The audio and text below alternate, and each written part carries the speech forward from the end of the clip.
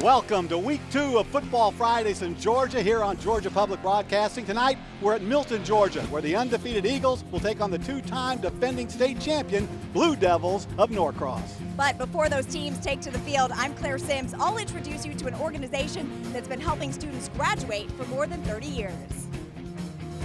Coming up, we'll break down the X's and O's and what you can expect in tonight's game. And I'll tell you who the top recruits are on the field tonight. Oh, yeah. So tonight, it's a battle of unbeaten. It's the Eagles. It's the Blue Devils. We're coming up live next on GPB's All Access Pass, live on GPB.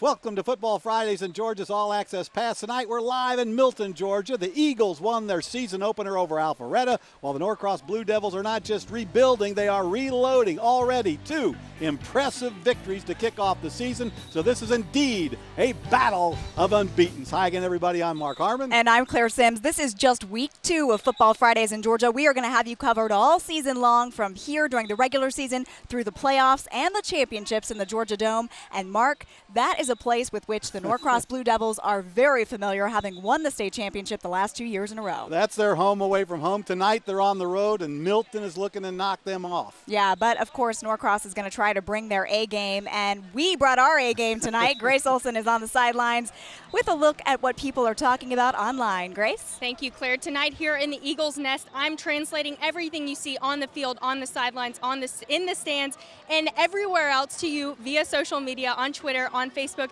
and on Instagram. If you want to join our conversation, tweet us at GBB Sports and use the hashtag GBB Sports. Now, if I can say so myself, the GBB football app is the perfect sidekick to your football season. It may be early in the season, but it's never too early to check up on those region standings. I've got it right here on my own iPad, so make sure to download it free from the App Store tonight. And as Claire mentioned, one of our crew members here isn't here with us tonight. He's at home with his new baby boy, William, and here you can see a photo of him already repping GPB Sports and Cigna. So there's cute little William. What an adorable baby. Now we're here live to you from Milton, Georgia tonight, and football doesn't only run deep here, the farmland and the horse culture does. One Eagle on the field tonight, his life exemplifies just that. Take a look.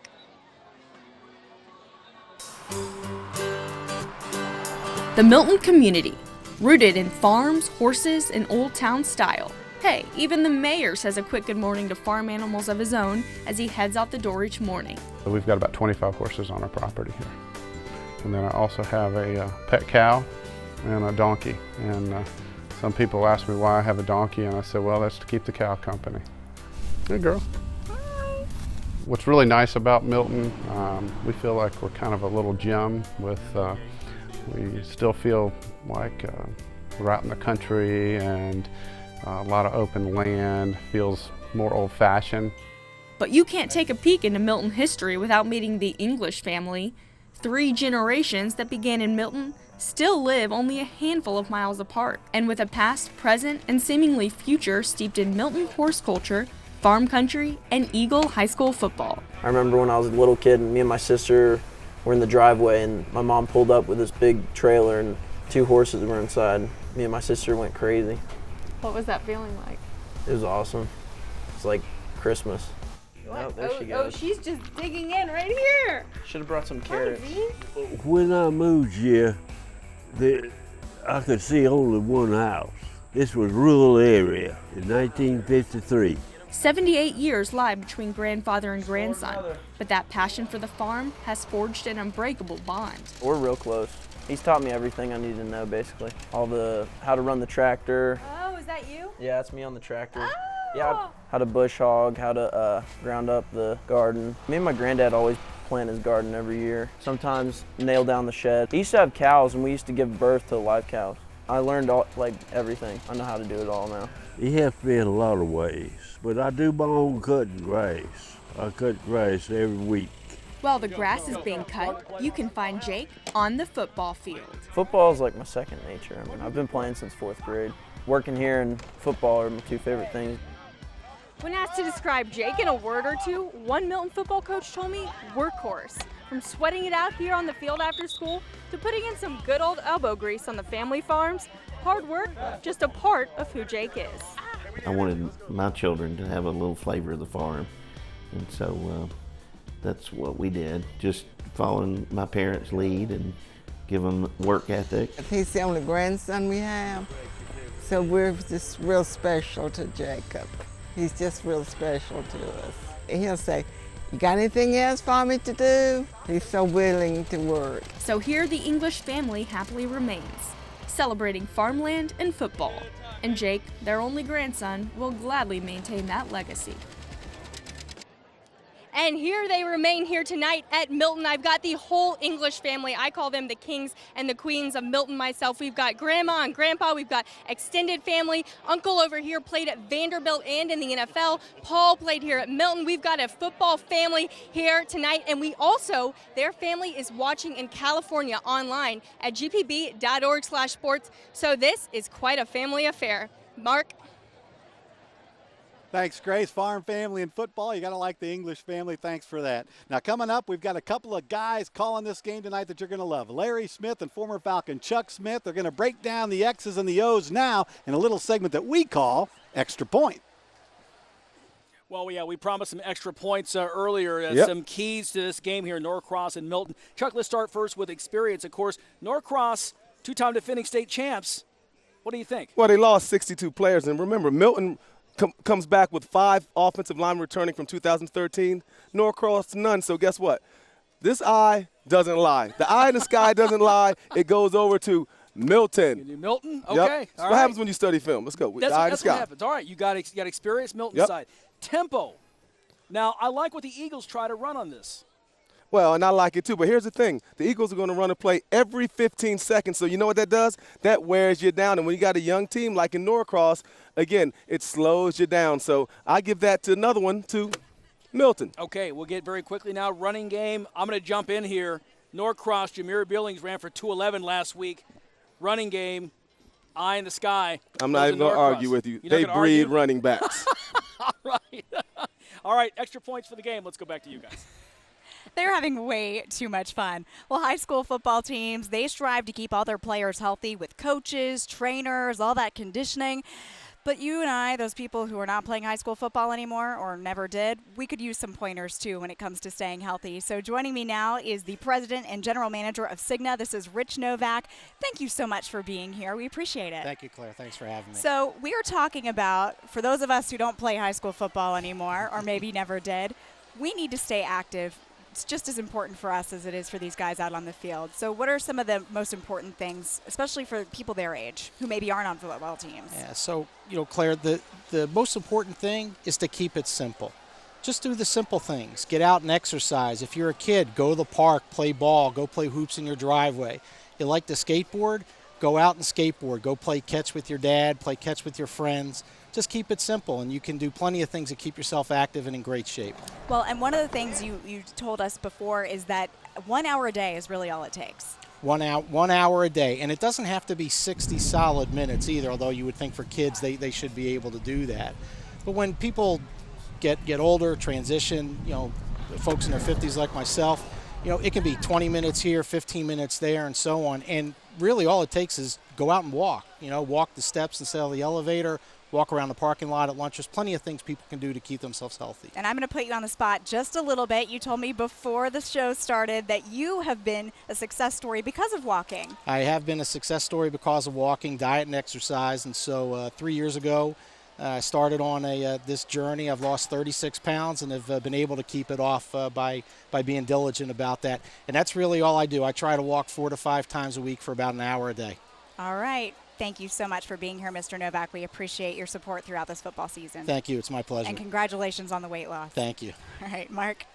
All right, we're getting ready for this big game. We've got Milton and Norcross. Norcross won back-to-back state champions. They graduated over 60 seniors last year, but one guy has returned, and that's the coach, Keith Maloof, and he's with our John Nelson right now. John? Thank you very much, Mark. Catching up with the coach. All those graduations, 60-plus seniors, but you got kids that you're just rolling them in and rolling them in. Well, these kids have worked hard. I've said it over and over all summer long. It's their time. They've gone against a lot of great players their freshman, sophomore, junior year, and now a lot of them, it's their time to shine. And then we've got a good mix of sophomores stepping in and contributing. And overall, I'm just real pleased. You got juniors that are doing their job, and it's just a great mix. And kids are playing hard, worked hard, and it's their time to make a name for themselves. And in these first 2 wins, you won one passing crazy, the other one running crazy. You got 50-50 out of the first 2 wins. Well, at least now we know we can do both. So, first game against Tucker, they were able to stop the run, so we were able to throw a little bit. Last week, Brookwood was giving us a little bit of both, and once we felt like we had the game under control, Billings took over, and we were just able to, take control of the game. All right, match game to finish up here in 30 seconds. To win this game tonight, I need to blank. We need to take care of the ball. We needed to be great on special teams, and defense just needs to keep getting a little bit better each week. All right, well, there you go. Go get them. We'll see you in a little bit. Thank you. Mark, that's it for one coach. We'll catch up with the other coaches as we go. You want to talk about a guy who's really living in it right now with all these players that he's getting year after year after year? Coach Maloof is high on the hog with the Norcross Blue Devils this time. I love Coach Maloof. He's done a great job there at Norcross. He's won back-to-back state champions. He takes time right before the game to talk to us. You got to love that. Yeah, I mean, he's pretty humble giving us that extra couple minutes, but he has a lot to be proud of. He does. He's built a great program there at Norcross. All right, we're just getting warmed up here on the All Access Pass. Coming up next, former Falcon Chuck Smith. He's going to drop by and talk recruiting. Plus, are you a high school student, or maybe you know a high school student? We have a way that you or that special high school student could win $2,500. I will tell you how. That's coming up next. Plus, much, much more as Football Fridays in Georgia's All Access Pass continues right here on GPB.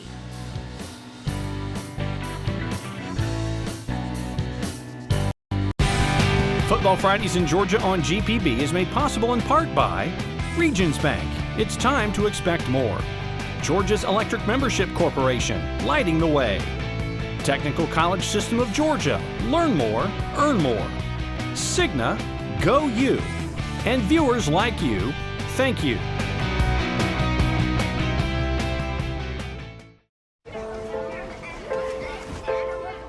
This little light of mine, I'm gonna let it shine.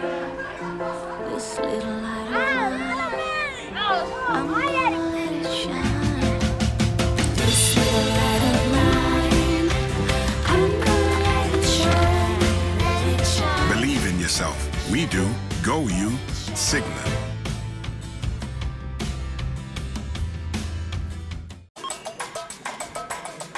Are you willing to give a helping hand? Enter GPB's video contest. You could win a cash prize and make a difference. How can you help stop the drop?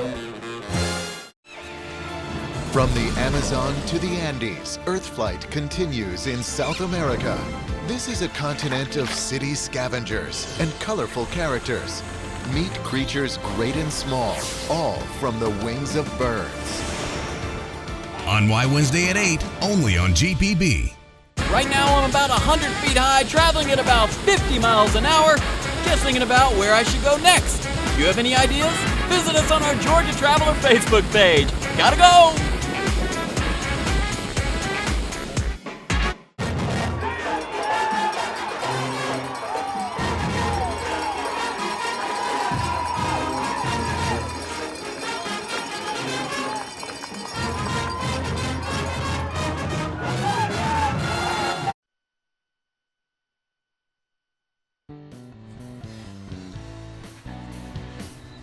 Welcome back to the GPB All Access Pass pregame show as we get ready to kick off the game between Milton and Norcross. You know, Claire, I'm really excited about this game because there are a lot of talented players out there on the field. Well, and this is week 2 for Football Fridays in Georgia, so these teams are starting to hit their stride. They don't have those week 1 jitters anymore. This is going to be a good game. All right, we talk about talent. We welcome in now former Atlanta Falcon Chuck Smith, who's always on top of the recruiting news. And Chuck, let's start with the home team, Milton. Who are some of the guys that are making college scouts drool? Well, let me talk about, first of all, the guy who's committed to Stanford, Nick Wilson, 3.8 GPA. He's a road grader, man. I mean, he gets after it, plays hard, and the best thing about him, He's in all the leadership classes at Milton, and that's what defines him most, his leadership. And he's heading off to Stanford, so he's exactly smart right. in the classroom as well. That's exactly right. And going to Stanford, you got to be very smart, but he's a great player on the field also. Another guy's getting a ton of interest is Corte Sapp, a linebacker. Oh, I love Corte Sapp. Let's just call him the missile, because when he hits you, he drives through you like a missile. He's a special, talented player. He's got offers from, Ohio State. He's got offers from Michigan State. And he's also got offers from one of the best universities in the world, the University of Tennessee. Now, a lot of Tennessee. You're not wearing orange, but you bleed orange. I know that. All right, let's talk a little about the defending 6A state champion Norcross Blue Devils, because they lost 60-some seniors last year. Who's coming back? Who are the scouts looking at? Well, the scouts are looking at J.B. Kawasi. He's a defensive lineman who likes to get after it. He's physical. I love the lower trunk. He's thick. He's got a lot of upside to get bigger. He can rush the passer. He only has one offer, though, but guess what? Before the season's over, he'll have multiple offers. Now, another guy they're looking at is another D lineman, DeAndre Planton. Yep, and what he does, he likes planting people into the ground. That's the best way to describe him. He's gotten offered multiple offers, and his best one right now is UVA. Well, let's just say he has many great ones, but UVA right now is at the top of the list. But, this guy can move. He's quick. He's thick. He's everything you look for in a defensive lineman. That's why Coach Maloof keeps winning championships, those wide bodies down there in the trenches. Now, before we let you get away, Chuck, we want to get an injury update. Last week we watched D'Angelo Gibbs of Peachtree Ridge. Outstanding, but he was injured. What's the update? Well, he's the #1 player in the 2015 class. Right now, it looks like he's going to be able to play again this season, so that's good. He's not out for the season. He's electrifying at corner. He's electrifying, as you see him making plays here last week versus Archer. He'll be fine, but he's just going to need a little, R&R, a little rest and relaxation. All right, Chuck Smith, former Falcon, thanks for the recruiting news, and we will see you calling the game. Thank you. Fans have been ready all week long. They've even been getting our Grace Olson in the action, sending them in a video they want to share. So, Grace, let's check in with you. Thank you, Claire. That's right. The Blue Devils and the Eagles take their fandom very seriously, to put it lightly. Now, if you want to see what these guys are saying on Twitter tonight, search the hashtags #RepTheM for Milton and Beat Milton, appropriately, for Norcross. Now, the Norcross students wanted to show me just how intense their stands can get during games, so let's take a look. We believe that! We believe that we will win! We believe that we will win! We believe that we will win! We believe that we will win! We believe that we will win! We believe that we will win! We believe. Crazy crowd there. We on GPB have seen it a few times, and I can't wait to see that showing tonight. Hopefully it's the same on Milton's side. Now, we want to share your photos and videos too, so no matter where you're watching, no matter which games you're watching tonight, capture that spirit and share it with GPB using the hashtag #SpiritWorthSharing on social media, and we'll send it out to our followers. Claire? They are pumped up very much. Now we come to one of the most important segments that we do all pre-show game long. More than 19,000 students dropped out of Georgia high schools in the year 2012 to 2013. Over 1,000 of them were right here in Fulton County. Yeah, one of our missions is to help reduce the state's dropout rate by highlighting programs that are just helping kids stay in school. Homework help, tutoring, or simply just finding a place where you belong can make the difference between dropping out and getting that diploma. And a group called CPACs in Chamblee, they've been helping students find their way for more than 30 years. Eligibility forms and registration forms. School is out for the afternoon, but Mahir Hawk and Monica Izagiri are trying their hand at a little teaching. All right, so you see one at a time, it's going to spread, and then you stop talking and you pay attention, okay? This is CAT. CAT stands for Community Action for Teens, as it shows on the t-shirt. The cat is just, for a cat because cat, right? CAT is an after-school program for 14 to 18-year-olds. It's just one of the many resources for families at the Center for Pan-Asian Community Services, or CPACs, in Chamblee. Victoria Wynn is the organization's vice president and a CAT grad. I started here in 2000 as a student in the high school program, the Community Action for Teens program. And actually it was the CAT program and the tutors that helped me study for my SATs, apply for college. Wynn believes it also helps students break out of their shells. Fernando. Fernando Flores is a junior at Cross Keys High School. He joined the program last spring and says it offers a low-stress environment for after-school help. You get to learn a lot, kind of individually, face-to-face. It's not, you don't have basically the pressure of like saying the wrong or right answer and being embarrassed in front of other students. And these students are sharing their peer teaching skills. This summer, they tutored refugees at Clarkston High to help them transition to school in the U.S. So it's good that they have like programs like this where they can have peer tutors, which sometimes is more easier to understand because you're like nervous to talk to the teacher or something, so it's easier to ask a friend or someone of your same age. That's why CAT is a group run by students for students. I thought being a leader was just like this one, alpha person that just, rules everybody, says, okay, follow me, I know exactly what to do. But in reality, what we're doing today, splitting up into committees, that has a lot to do with leading. And their work today is leading to better opportunities for the teens who will follow. They get to come up with their own programs that they know is impacting them. So not that they're just, learning something and walking away, they're actually building something that they can leave behind for the students coming after them. For more information on CAT and the other programs that CPACS offers, you can visit their website at cpacs.org. And we want you to help us tackle the issue of keeping kids in school. We have a very special video contest we are bringing back again this year. We want to hear from you. It is called our Stop the Drop video contest. And here's what you need to do if you want to take part. You need to make a 30-second video showing us why students in your community drop out and how we can all help encourage them to stay in school. At the end of the season, we'll highlight the best videos, and then people will vote online for their favorites. The finalists will get a chance to see their video right here on GPB, and our 2 top prize winners, first place is going to take home $2,500, second place is going to take home $500. So for more information on this, you can visit gpb.org/stopthedrop for all the contest details. And Stop the Drop is a joint venture of GPB and the United Way of Greater Atlanta. We want to hear from you.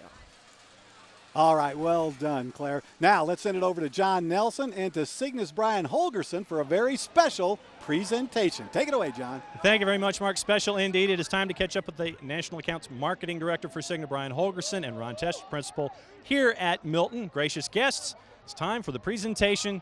Thanks for being a part of this, Brian. Sure. Thanks, John. On behalf of Cigna, we're excited to be here to support Georgia Public Broadcasting Friday Night Football, and equally excited to present a check for $1,000 to Milton High School. Principal Tesh. Thank you so much, Brian. We really appreciate it. This will go to some great things at the school. Thank you very much, and thank you to Cigna. All right, Mark, let's send it back over to you. Kickoff just around the corner. All right, we're getting ready to kick this one off. It's going to be a dandy. Coming up next on the All Access Pass pregame show, John Nelson will come back with another look at John's Georgia. Yep, and Mark, this guy right here, he's going to talk to Milton's head coach as we count down to kickoff as Football Fridays in Georgia's All Access Pass continues right here on GPB. Georgia cotton farmers want you to know cotton is grown in 91 Georgia counties on over 1 million acres. Cotton makes a $2.5 billion economic impact and accounts for over 15,000 jobs in Georgia. Cotton's innovative production has lowered water use per pound of cotton by 75% since 1980. One bale of cotton can make 215 pairs of denim jeans or 700 towels. Cotton is a natural choice for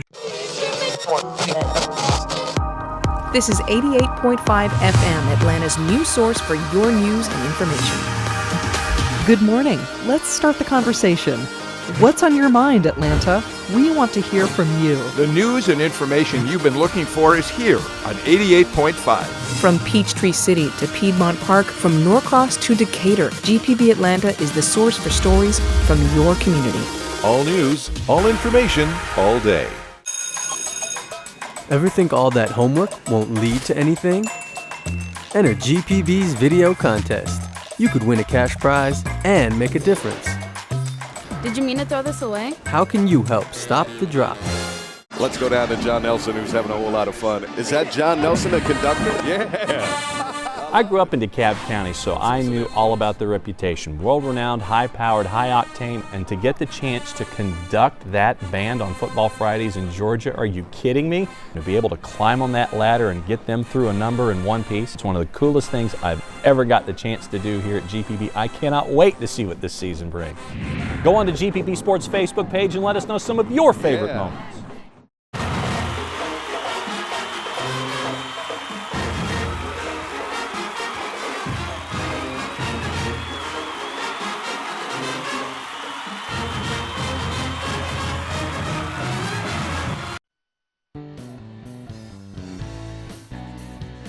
A beautiful shot of the moon as we welcome you back to GPB's All Access Pass, coming to you live from Milton High School as the Norcross Blue Devils and the Milton Eagles are about to do battle right here in Alpharetta. It's going to be a great game. It's going to be a great night. No rain. Everything's going good. Yeah, we all kept our fingers crossed. It seemed to work out so far. All right. Time now to welcome in the author of 4 books, 2 on high school football in the great state of Georgia, John Nelson, a segment we call John's Georgia, brought to you by Georgia's EMC. All right, topic number 1 this week. The defending national champs came up from Florida to play here in Georgia. Doesn't happen a whole lot, but when Booker T. Washington from Miami comes to Battle of the Borders, we're obligated to show highlights. Let's go to Saturday night at Memorial Stadium, and Tucker's open. Look at this, fireworks. But because of the fireworks and the smoke, and because Memorial Stadium's in a bit of a bowl, all the fog, you had like ultra fog in the first half, and it was all Miami Booker T. Touchdown pass, Maurice Alexander to Vaquan Small, 10 yards there. The highlights do clear up because the smoke finally does clear. Antonio Callaway, 35 yards on the punt return for the TD. Miami Booker T beats Tucker. Made Brian Lamar a little cantankerous maybe. 19-7 with the win. That's it for topic 1. What's topic number 2? Topic number 2 is Al Bundy scored 4 touchdowns in one game. A Georgia player scored 7. He's 75% better than Al Bundy, and for that, let's go to Woodward Academy and Claire, hold your ears, Decatur. Isaiah Holyfield, one of the sons of the real deal, 7 touchdowns on 147 yards and a kickoff, 12-34, 3-3, 25 and 47 yards. He is now tied for 4th all-time for touchdowns in a game. And just so you know, Kenneth Moore from Calhoun has the record in Georgia with 10. That's it for topic 2. It's topic 3. I knew you'd have the record. Topic number 3 is a team from Savannah is building on last year's success. And for that, let's spend some time in the Coastal Electric Cooperative and catch up with Danny Britton Benedictine. They had a tough Week 0 loss against Greater Atlanta Christian, and yes, they're chasing after titles, but their approach is a little different. We don't set a goal on wins. We don't set a goal on, how many points we want to score or even to win a championship. Our goals are much more, intrinsic in how we're going to practice, how we're going to handle ourselves, how we're going to lead, and we get very specific with that. Danny Britt's playing Liberty County tonight. All right, halftime. Westover. Coming off the best season ever in the history of ever. How do they repeat with that? All right, John Nelson with John Georgia, brought to you by Georgia's EMC. All right, moments ago I talked with the Milton head coach Howie DeCristofaro and his defensive lineman Marty Horan about tonight's big game with Norcross. Well, we've kind of picked up the program here in the last couple of years, and it was one of our goals to play somebody very, very good in a non-region game where we kind of judge where we're at. We drew North Gwinnett last year in the first round, and, our kids were a little odd. Well, we wanted to play somebody like that in the non-region schedule, and Norcross had an opening, and we decided, hey, let's do it. Marty, talk a little about being a player, being a senior, and going against a team like Norcross with a great pedigree of 2 straight championships in a row. Well, they have good coaches, good players. Graduated 66 seniors last year, so we'll see what these new guys can do. But as long as I think it's going to be a good game, so I'm excited for it. Talk a little about what it means to you. You guys are on statewide TV on GPB. Everybody's going to be watching, and you guys are going to have a good test tonight. Yes, sir. I'm excited. This is first big game for us, I think. And if we win, the state's going to know what's going to go on, but we'll see what's going to happen tonight. Howie, talk a little bit about your team, the strengths going into this one. We know we got a lot of kids back from last year, and we felt like we had a good team. So, we wanted to play somebody good. And, Norcross is kind of the measuring stick now. So it's kind of a win-win for our team. If we don't win, we know where we're at. We've got a week off next week so we can get ready for our region schedule. And then, we've got 8 of those games left. So it gives us a chance. We think the strength of our team is our defense. We play really good defense. All the starters are back on defense. We have 9 starters back on offense with our quarterback. So we think we've got a pretty good football team, and we needed a test, and hopefully this will be it tonight. Coach Marty, good luck tonight. Thanks for coming on with us. Thank you very much. Appreciate it. All right, we'll see how big of a test that is. It is almost that time. We are counting down to kickoff. I mean, the bands are out there, the players are out there, the coaches, everybody's ready to go. We are ready to go. All right, it is the Blue Devils of Norcross. It's the Eagles of Milton. It is game time on GPB. Live on GPB.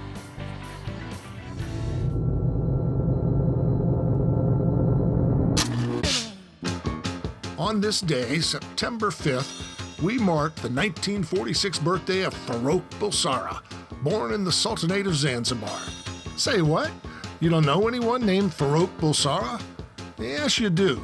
He wrote and performed a tune that scientific researchers say is the catchiest song in the history of pop music. Maybe you've heard it. We are the champions. We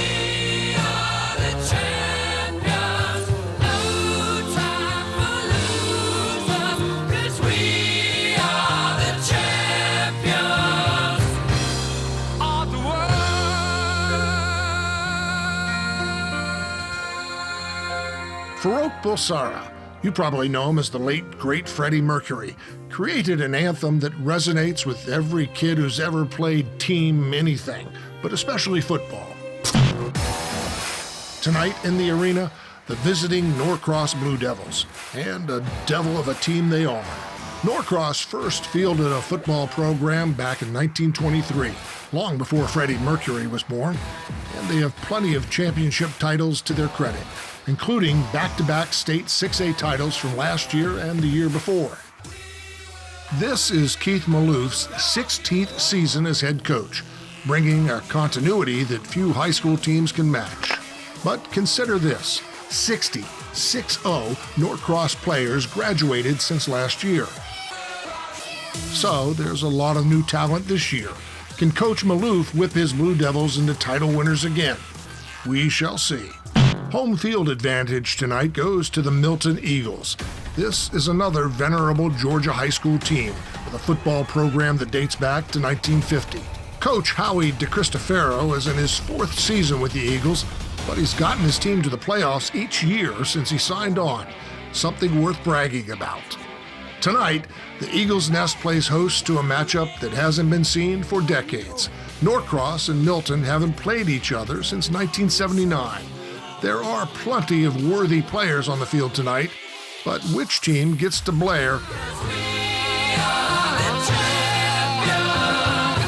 Let's kick it off. You'll see it all live tonight on Football Fridays in Georgia. Time to play some football. That's a championship team right there. It's a hot time tonight.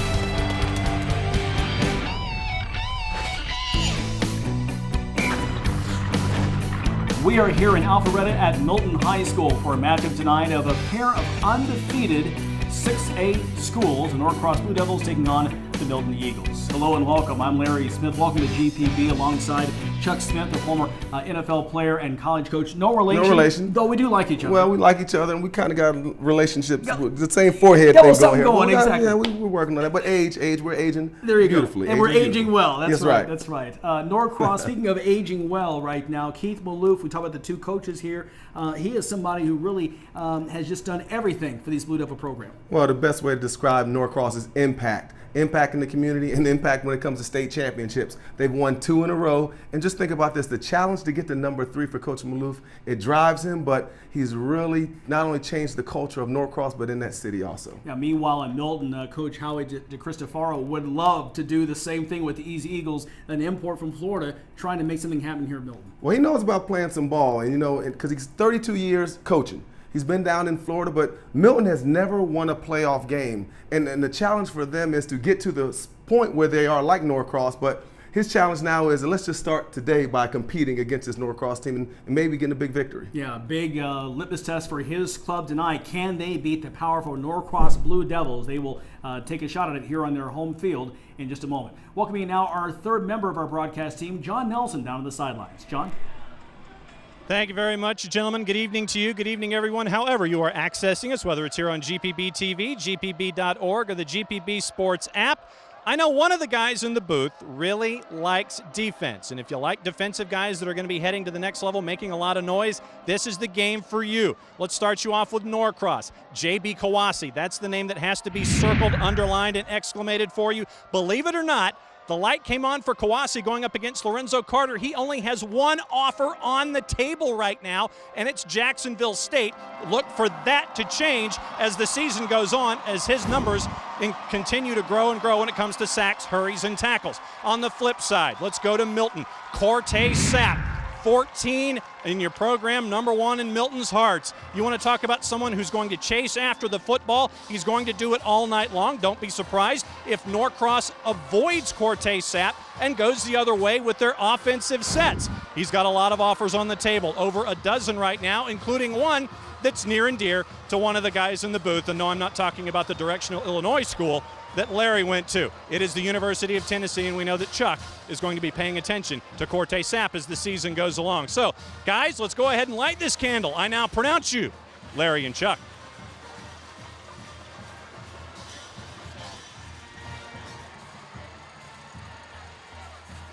much. We've got Chuck. We're talking just now with John. Got our audio working there. Tennessee, you want to make a comment about, did you do any kind of lobbying for the Vols before the game? No, that wouldn't be right. But nonetheless, it's good that he has an offer from Tennessee, but he also has them from Michigan State. He has lots of different offers, but the guy is a great player. We're going to keep an eye on him today. Well, I tell you what, if he doesn't want to go there, we'll take him to Eastern Illinois. A couple of guys, Jimmy Garoppolo, Tony Romo, Mike Shanahan, Sean Payton. Yeah, we got a few fellows up there. We'll wait on that. Okay, we'll talk more about that. Yeah, we'll talk about that later. That's right. But we've got a fantastic game here, though. Norcross has won the kickoff, as we've got. They're going to receive, and Milton in the blue is going to kick off. GPB Sports is all over social media. Check us out at Facebook, Twitter, and Instagram to be part of the GPB Sports family. Follow us throughout the day to see interviews with fans and parents. Check out the cool fan pics we post all day. Also, follow GPB Sports all season long so you can keep up with all the news in high school sports. Like and follow us now. That's GPB Sports on Facebook and Instagram, and at GPB Sports on Twitter. Glad you're along with us. We've got a spirited crowd tonight here at Milton High School. Again, Milton in the blue, kicking off. Norcross to receive. To your right, it is a perfect night for football. A little warm, a little steamy, but we love it on the turf here in Milton, in Alpharetta. Glad you're along with us right here. It's a Go Build Georgia kickoff. Build a skill, build a career. Do it now at GoBuildGeorgia.com. As on the reception, on the return, I should say, 15-yard return by Jared Simpkins, the sophomore, and Norcross will take over from there. Well, Coach Maloof talked about they have to have a big play on special teams today, and he tried to make one there, but dangerous starting out, but didn't get him in trouble that time. It's a beautiful night, isn't it? Beautiful night. Fantastic night, Chuck.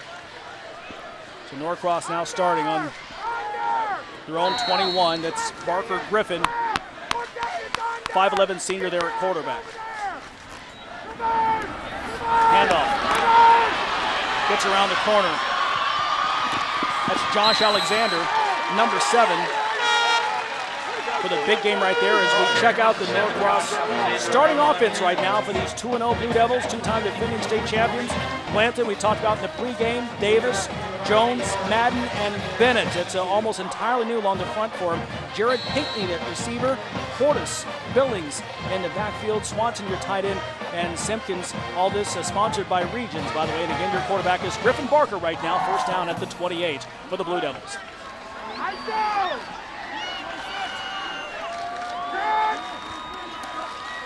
Barker with a long snap count. Caught in the backfield.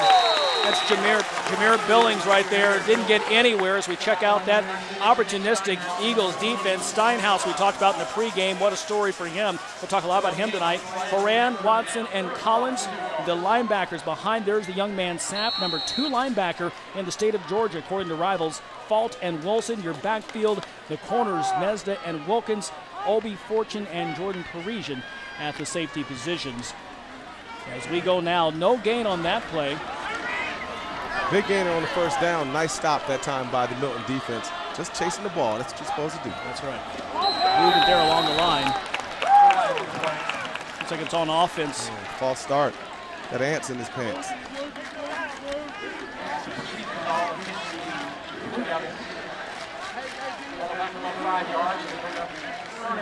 So third down and about 6 yards with the 5-yard penalty there. I always believe that the team that makes the most mistakes is always going to be a team that sets themselves back. And that's one of the things that we talked about with Coach Maloof, limiting your mistakes when you're on the road in a hostile environment. And this is big right here. Third down and 6 now. Barker out of the gun. Looking downfield. Up high, and that's Alexander who couldn't come up with it, the 5'9" senior. One catch last week for 30 yards. Chuck, one more look at this one. Well, excellent job. Excellent pocket by Norcross's offensive line. Tries to make a great play, can't pull it in. Can't pull it in. Milton was in a 2-deep zone. They had 2 safeties deep, so they were giving that up. So we got to keep an eye on that for Norcross coming back and exploiting that. So fourth down, nice defensive stop to begin the game here for Milton, and they'll get the ball. Blake Bingham is now in to punt. First-year punter replacing another penalty. Kendra Wynn in there. Another penalty here.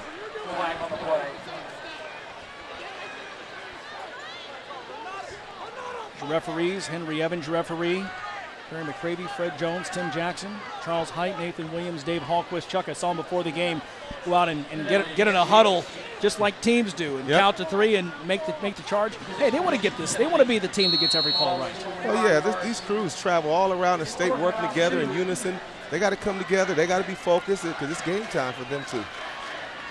Bingham on the punt. It's a short one. Out of bounds at about the 44, and that's where Milton will start a 27-yard punt right there for Bingham. And we will see the Milton offense for the first time. The Eagles 1-0. They beat Alpharetta right here in the same field, 17-10 a week ago. And we talked before in the pregame how Howie Cristofero really wants to see what his team is made of here. Just taking on the powerhouse Norcross team here in the second week of the season. Austin McLeod, your quarterback, bringing the Eagles to the line now. He's in the shotgun. On first down, the Milton Eagles. McLeod to pass, complete. That's Chris Turner. He dropped the ball, incomplete pass. Just took his eyes off the ball. That was a swing screen. Good protection also again. Now look at the Milton starting offense presented by Regions. That's Weatherby, Nutter, Perry, Wilson. Up front, Will Bond and Obi Fortune, your wideouts. Craner Turner in the backfield. Jake English is your tight end at your Regions offense. Milton wants to snap the ball every 15 seconds. I got him on the clock, all right? Got him on the clock. A little bit slow this time, and they get it off. Hand off there to Chris Turner for a short gain as we check out now the Norcross defense. J.B. Kawasi, as we talked about before, we'll call his name a lot tonight. Dorian Kiphart, Jalen Broadmax, and Damon Woodcock all along the front. Your linebackers, Devon Goodbeer, Jerome Pleasure, and Devon's twin brother Devontae on the other outside. Williams and Aka at the corners. Aka's twin brother and Jared Cole also there in the safeties. Was that 2 times 2? It's 2 times. You got 2 sets of twins. How about that? On that Norcross, exactly. We'll get into that too. Coach has an interesting way of how he keeps them apart and figures out which one is which as well.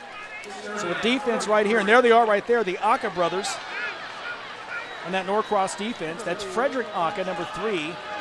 Ferdinand Aka is number 2. That's one way you keep them apart. So a 5-yard penalty now against Norcross. Third down. Big gain. Still on his feet. First down for Milton. 16-yard gain for Miko Brisker, the senior. Replay here, they run out of a pistol. This is a simple dive. Try to get the big boys up front. They got 5 returning starters on that O-line. It's early, trying to knock their wheel, coming right downhill. Nice cut here. Does a good job getting downhill. Great job by the offensive line. Nice start here for Milton. First down as they move into a little bit deeper into Norcross territory. Power play. Same play. It's Chris Turner again. Nice gain for Turner. Brings up second down. And this is the fast tempo that Chuck was talking about. They're about 8 seconds back on the line. Up tempo, try to keep Norcross off balance so they can't substitute. Turner again. Short, about a yard short of a first down. Brings up third down now for the Milton Eagles. Good job by Norcross. Milton just ran the same play 3 times in a row. They just sent the receiver in a different motion. I understand. They must see something in the middle. We'll keep an eye on that. Third down and 1 now from the 25. Brisker. Good surge up front, and Norcross front 7 denying the first down, and it's fourth down now for Milton. Great defense here, as you see, guys. You got the big guys in here. Good job stepping in. Everybody getting where they need to be. Excellent job by Planton. Good job by J.B. Kawasi. Guys, they ran the exact same play 4 plays in a row. Going for it on fourth down now. Great defense there. Jerome Pledger from the long run all the way to the next 3. Let's see if they go back to it. I would look for an outside run here. Changing the play here. Yep. That's Brisker. Same play. He's got it. First down and more. Brisker to the 10. Touchdown, Milton. 28 yards on the ground for the senior, Miko Brisker. Guys, 5 plays in a row. They ran, this is a simple dive, power. Let me show you what they're trying to do here. They're going to come down here. They're going to double right here. And they're getting downhill. What you want to do is you want to double the nose guard and try to get to the second level. Great job by Milton. Power football is what we just saw. Yeah, it was great blocking right there up front. Number 51, Nick Wilson. Sorry, Steve, I got you. There's a TCSG replay right there. Here's your extra point up, and that is good by Ethan Suda, the junior. And so very quickly now it's the hometown Milton Eagles on the board first, wanting to prove that they belong among the state's elite. Milton on top by a touchdown. We're back with more after this. Football Fridays in Georgia on GPB is made possible in part by Regions Bank. It's time to expect more. Georgia's Electric Membership Corporation, lighting the way. Technical College System of Georgia, learn more, earn more. Cigna, go you. And viewers like you, thank you. A measles outbreak in New York City. The worst kind of contagion. It's airborne. If vaccination rates drop, what are the consequences? There's just so much information. Who am I supposed to trust? The science behind vaccines, calling the shots. On Y Wednesday at 9, only on GPB. During this performance, one student will drop out of high school. Be there for your big finish.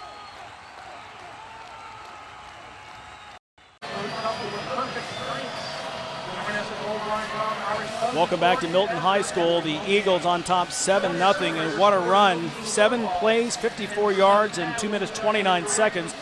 Chuck, they went right down the field, did exactly what they wanted to draw first blood. Well, that's a power play, and the design is for Miko Brisker to go right behind the center. What they say is you want to bang it or you want to bend it. And what happens here is these two guys right here, they're trying to rub him all the way back to get to this linebacker. He's either going to bang it or bend it. He bends it. Touchdown. Yeah, he was the star of that drive. 3 carries, 52 yards. Again, hit 52 of the 54 yards in that drive and gives his team the 7-0 lead. Got the hair like beast mode last night for right. Seattle and ran like him on that play. He did. Seattle Seahawks. Guys just bouncing off all over the place. So Milton on top 7-0. Norcross about to receive here on the kickoff. Ethan Suda lining up.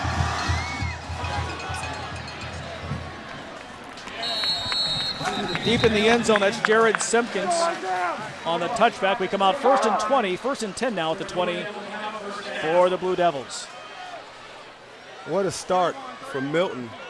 Anytime you play a game, the philosophy is, talking to both of the coaches, they said the same thing. We want to start fast. We want to get our opponents on their heels. That's what you want to do when you're playing against a team that's used to starting fast like Norcross. Blue Devils now already coming in 2-0. Close win over Tucker in week 1. They beat Brookwood 21-10 a week ago. And Simpkins in motion. That's number 22, Jameer Billings. You know, Chuck, one question that Coach Keith Maloof was talking about when we talked to him this week was in terms of just the big question is offensive line. He said, you know, that Tucker defense was so big, they were able to throw around that. Right. The question is, you know, Milton is very big up front on both sides of the line. Well, yeah, and you got to kind of figure him out. And that's one thing they did getting behind the Tucker. They figured him out. 2nd down now and 9. Simpkins in motion. It's Barker looking left. Picked off. Going the other way now. That big defensive line diving in and touchdown. 24-yard return. Boy, what a play that was. What a start here for Milton. That's Cortez Sapp, the linebacker we talked about, and Chuck, what a play here. And all of a sudden, Norcross down 2 touchdowns. Well, when you're talking about starting fast, These guys are Mario Andretti right now. I mean, Cortez Sapp gets in the throwing lane. We'll break it down here in a second after this kick. What a way to start if you're Milton. Trying to build a reputation playing against the big boys. Suit on for the extra point. And that's good. 14-0 Milton. And to your point, you know, Coach really, tell you what, in the TCSG replay, Coach couldn't have drawn up a better start to this game. Oh, he's just reading the quarterback side, getting in the throwing lane, playing the slant. He was throwing the slant. Great job, great athletic ability. This guy's an acrobat. Look at this. Stepped out of bounds. Did he? Stepped out of bounds at the 4. Well, they missed it. Yeah, he might have stepped out of bounds, but it's a touchdown. Look at this. Great job running. This is what I like in this effort. He's out of bounds, no question about that. No question about that. Well, I tell you what, I love the athleticism on that play. That's pretty impressive. Let's go down to John Freeman on the sideline. Now, let's go ahead and start the hype machine for the man dressed in orange upstairs who's been keeping an eye on 14 blue the entire night. This is probably the biggest game in the history of Milton football. Howie DeCristofaro has been all about building programs to the point to where they're consistently successful. Milton has not ever won a playoff game. They won a play-in game back in the early 50s, and that is it. No playoff, no postseason wins, no region titles, no nothing. And they've got an early statement on the defending 6A champs. This could be that first step to that first ever playoff run that Milton has been looking for and craving for so long. Yeah, John, no question. In fact, I think only 6 8-win seasons in the entire history of this program. But very quickly, that's Simpkins. Flag on the play. Great tackle right there by number 20. 27-yard return. We'll see what the flag is. And Larry, again, if this is on Norcross, they keep setting themselves back with penalties when they have a great return. That kills your momentum. Nice return. Lucas Neza there on the tackle. You're exactly right. Would this be the third penalty? I think you're this right. Be the third yeah, one. It would. John made a good point. Think about the history of Milton. You haven't won a playoff game. You invite Norcross, the two-time defending state champs, here to play. And you know this is a statement game. You couldn't ask for a better start. I like the fact what they're doing, Coach DeCristofaro, bringing the big boys, and you want to compete. And that's what he said he wanted. How they compete is going to define his team. Yeah, you're not even halfway through the first quarter right now, and already it's 14-0. Milton is on top. And to your point, third penalty, already 25 penalty yards against the Blue Devils. They start 1st and 10. Parker with the handoff. That's Billings again.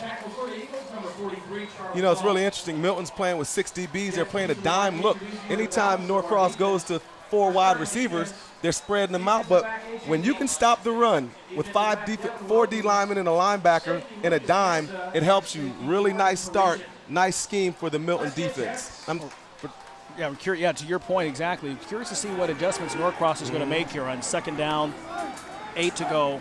Not much in the running game so far. They will run again. It's Billings again.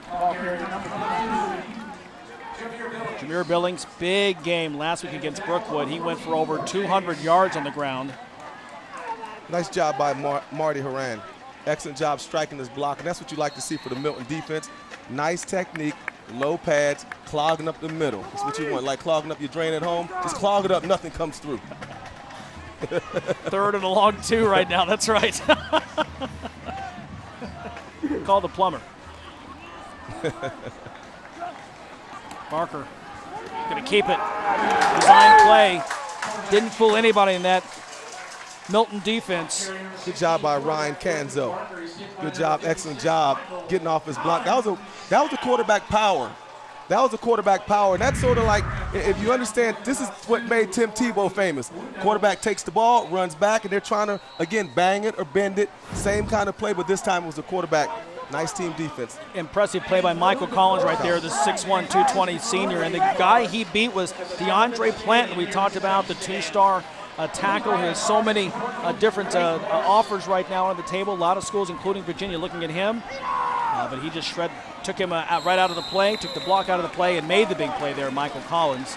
On the punt there, fair catch, 35-yard punt. And Milton back in business again. Hey, you know, great field position too. Second time they've had the ball. And they both have been in the 40-yard range to start. Now, let's role play here. Let's act like we're Coach DeCristofaro. If you're on Milton's offense, what would you do? If it ain't broken, what should we not do?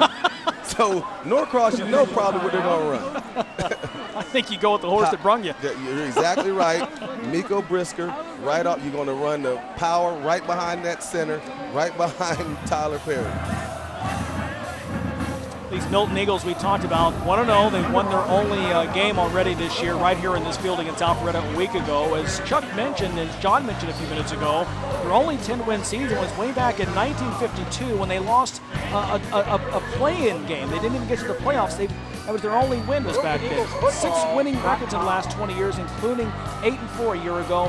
No coach has ever left Milton High School with a winning record. And as you can see, a few of the famous alumni coming through here, including Sean Bailey, the former Georgia Bulldog. But Coach Howie, we talked about him and coming in here and the job that he's done. Long-time Floridian.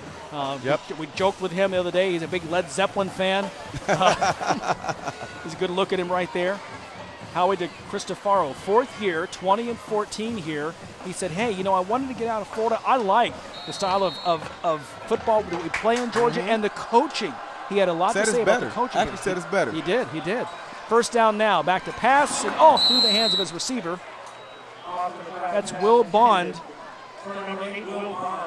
Couldn't come up with that, and it's second down. That was a tendency breaker.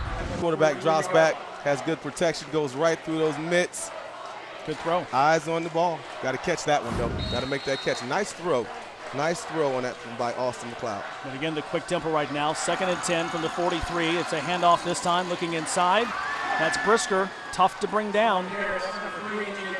Correction. That's Al Beach. 3, not 33. Excellent defense here. They slant to the right. Good call. Good call right here. Excellent defense, guys, by Norcross. They slanted on that one looking for that play. Good adjustment that time by Norcross's defense. Great play there by Dorian Kithcart, number 58. Already that's his 13th tackle on the season. Coach said he could end up being one of the best they've ever had. 6 foot, 271. He's a senior. Trying to go deep. That's McLeod looking for fortune, and he overthrew him. That brings up 4th down to the punt team for the Eagles. Norcross said, we're not going to sit back and take this. They sent pressure then, sent a 6-man pressure, sending him at the quarterback. Good job by Austin McLeod getting the ball out of his hands. That's one of those plays where you say, let's just take a shot. We've already gotten field position. We're at the we're at the 42-yard line. Let's take a chance. We're playing good defense. Maybe we can go up 21. I understand the philosophy behind that. Well, to your point, no Brisker touches in that series, and meanwhile, the quarterback McLeod now 0 for 3 passing. So it brings up 4th down. Suda in the punt. Punt coverage is at a premium here. Remember, Coach Maloof said we have to break one in this game, so you got to watch out. Into the hands of Simpkins. Not that time. Short gain, 34-yard punt. Good coverage. Simpkins tackled by number 40, Ryan Wilson of the Eagles.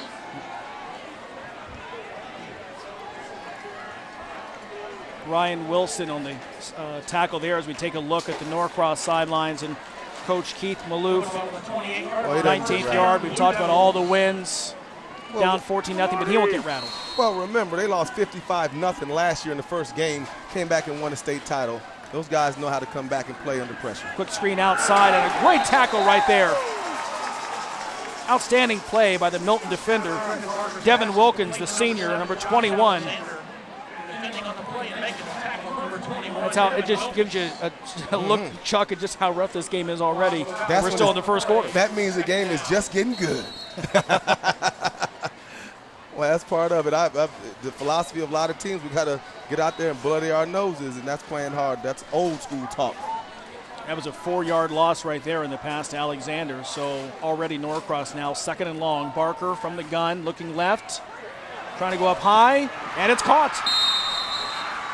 Quaylon Crane, the senior. Nice catch right there. Good job. They fake the screen here to the left. He looks him off, goes down, and what? again, you got Milton playing in a 2 deep zone. That means the safeties are far back. There's always a little hole in there. You see they found it right there, and that'll be there unless they change because they're sitting back in the zone playing it at 9. So Norcross on the move for the first time. 21-yard pickup on that play. They go back to the ground. Turner. Make that Billings. Number 22.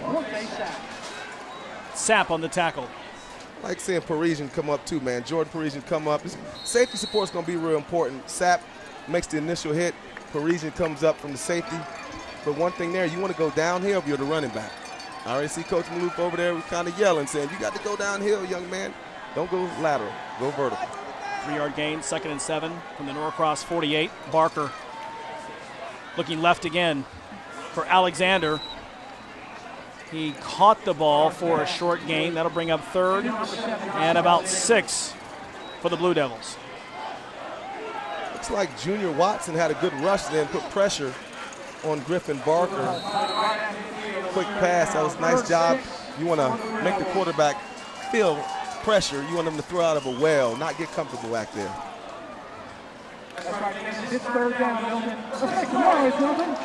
So 3rd and 6 now, 1-yard gain. Barker in the shotgun. He's operated out of that for most of this game here in the first quarter. Short drop, feels the pressure, gets out of it, and he's brought down. Junior Watson again. Great pass rush, great coverage.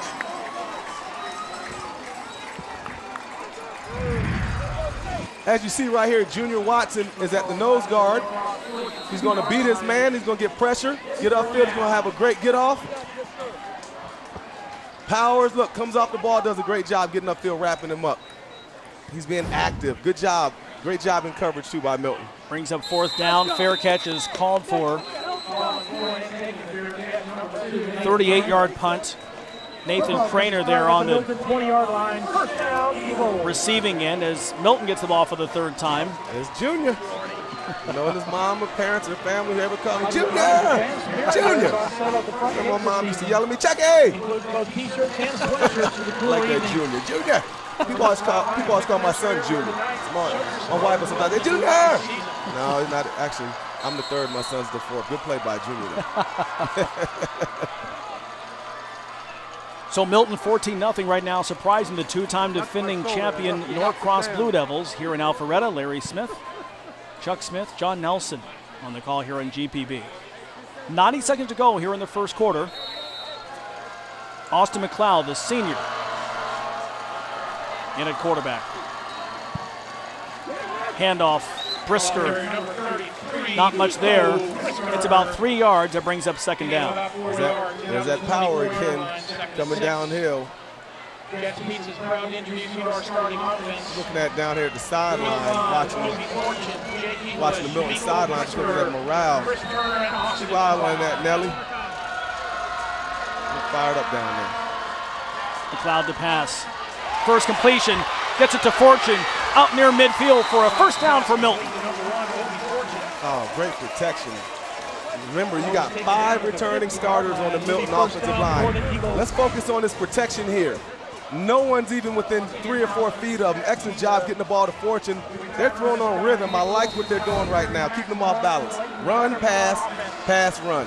And they'll do this the entire game. Oh, that's a big stop up front. Dorian Kithcart was all up into the backfield as soon as Chris Turner got that ball and stopped him for a loss on first down. Came through there. Nice play. Watch their D-line coach Marcus Jackson doing a good job before the game over on the Norcross side. Excellent job. Kithcart, over 40 offers to play in college. He's a baller now. And he'll get better as the season goes on. 2nd down now, it's Turner. Works his way to midfield, gets a couple of yards, and brings up 3rd and long now for the Eagles.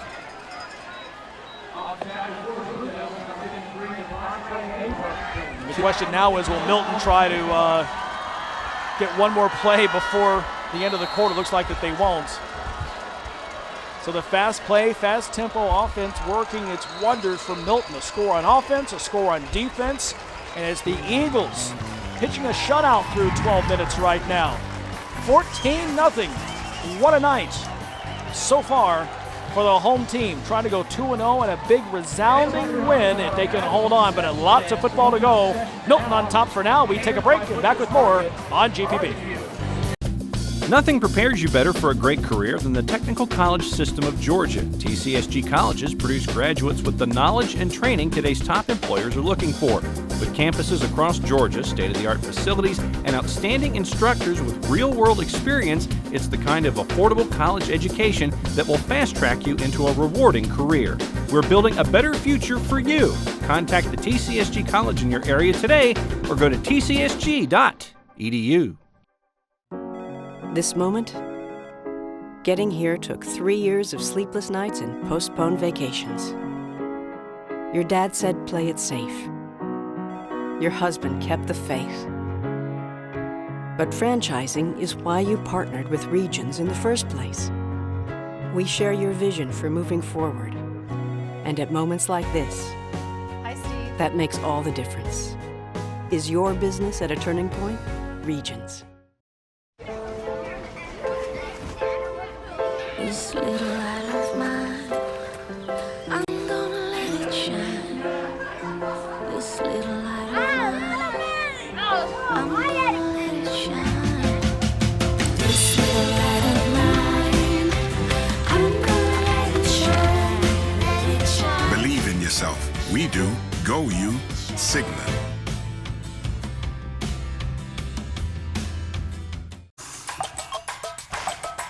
Sometimes, inspiration comes in the most unusual way.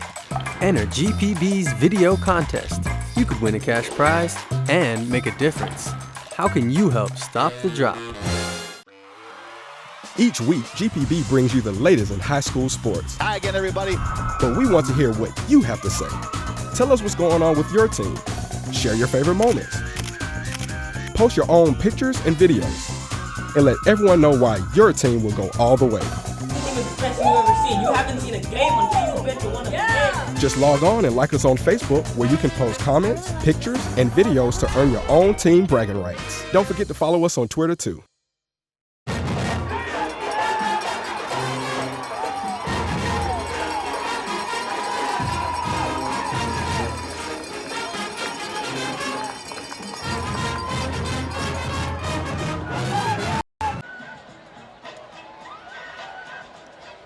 And welcome back to the Eagles' Nest. The Norcross Blue Devils off to a slow start. You can see the fans right there. The Eagles are leading 14-0. Now it's time for social trivia right now. We're going to put your skills to the test, your football knowledge to the test. In 2013, Norcross defensive end Lorenzo Carter was named Georgia's Defensive Player of the Year. Tonight, we want to know who was the first Norcross player to be named Georgia's Defensive Player of the Year. Find GPB Sports on Twitter. Find us on Facebook. Hey, even in Instagram if you want to go that way. Give us the answer, and we'll be back in the fourth quarter with our trivia winner for the night. Bias. Okay, thanks, Grace. Grace got the hair down. Go on, Grace. She's wearing Milton colors. Don't tell anybody, though. No, she didn't know. No. She does a great job. Yeah, she does an outstanding job for us. Okay, first play of the second quarter. Fumble on the pitch. And Norcross has the ball. Well, they changed sides of the field, and fortunes changed just like that. I think they're saying it's an incomplete pass. They're calling it a forward pass. Let's get it one more time, Chuck. Yep, they do a fake. They do an option play. Ooh. Well, it's not going to change now. We don't have instant replay. Let's see if it's forward. Ooh, that was backwards. Yeah. Unless my straight line is tilted a little bit. Yeah, that was a tough break. Blurred lines. Yeah. Jared Cole thought he had a recovery on that, but when things are going your way, that's how it always happens. When things are going your way, you get all the breaks. But the referees, they're what? They're human too. They're human too. It happens. Shouldn't the ball go back to the 50? That's exactly it. It's why they're moving the ball, is that if it's not a fumble, then back to midfield is where we go for this. Fourth down now, and Suda in to punt for the Eagles. Milton very fortunate. That's not a Norcross ball in their own territory. Suda gets it away. Simpkins on the return, slips down, regains himself. Great open field tackle right there. 43 yards on the kick. Those Eagles are on the hunt right now. Great coverage, spreading out, and that's what you look for. Excellent job on the coverage here. Catches the ball. Look, everybody's spaced out. Look at the great spacing. I mean, they're hunting. I mean, when those Eagles saw him, that was like predator and prey. Real Eagles, but great coverage. That's what you want in a big game like this. Now Norcross, you got to say, you know, when I'm on Milton's defense, they got to go the length of the field.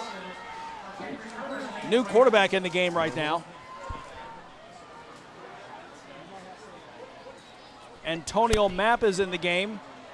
Holds on to it, and so right away, a little bit of a change here to start the second quarter. Santonio Mapp, the junior,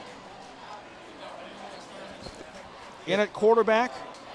And I think now they've taken him out. I think that's a called play, a formation. They want to get him in there. He's probably an electrifying runner. Yeah, a little bit of a wildcat play right there. He's a Wildcat, reserve yep. running back, yeah, junior, 5'8", 156. And they said they would have special packages.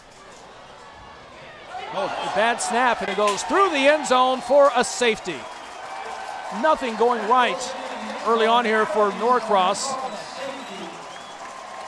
Looked like they were trying to do a direct snap to Jameer Billings, the running back. Chuck, let's take one more look at it. Well, right here is just he needs to get down, and you got to make that play. You know, it was low, but when what Coach Malouf's going to say, doesn't matter. You got to field that ball at that point and at least fall on it and live to fight another down. But as we said, sometimes the winning and the culture, when you start seeing it changing, Milton's getting all the breaks. I mean, those are the kind of things that happen for you. But you know what, though? It's really interesting on that play that he wasn't able to get down on it. You got to make that play. Yeah, back-to-back plays right for Norcross as they started that series, trying with a bit of a wildcat offense. No quarterback in. Barker was not in for either play. We saw Mapp and saw that he got a short gain, and then you bring in a look like, again, trying to change things up. But Jameer Billings then the direct snap, and he didn't make the catch, and as it turns out, it's now 16-0. Milton on top, and they get the ball back. Well, I talked to Coach Malouf, and the one thing he talked about is the inexperience of this young team. Remember, they lose 62 seniors. So he said their inexperience leads to inconsistency. And that's what you're seeing here. It's shown up when they were in Tucker, that inconsistency, make turnovers, big plays. They came back. But also give credit to Milton for making sure they make the plays when they're supposed to. So on the punt, Milton. That's Ferdinand Aka on the return. 15-yard return on that punt, and so Milton once again in great field position, leading 16-0.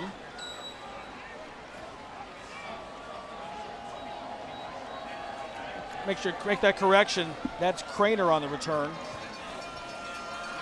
Aka plays for Norcross. Nathan Craner on the return there for Milton as they go now 1st and 10 for the 49. Your playmakers have to make plays now for Norcross. They have to step up. There's that same dive. Ooh. Brisker. 1st down and more. Out to the 30. Inside the 30. You made the beast mode comparison. He looked just like beast mode from Seattle. I mean, 20-yard gain. This is the same. One back power. You bang it. He bend it again. Wow. He just runs through and puts his head down. That was dangerous now. When you run a guy over like that, he runs with authority. He's a violent runner. That's the best way to describe this running back, Miko Brisker. Yeah, Brisker already 76 yards already in this game on just 5 carries. Frederick Aka, better get them knees bent a little bit, keep that head up. You still want safe tackling. When you're going against a big back, you don't want to put your head down. Stoppage in play here.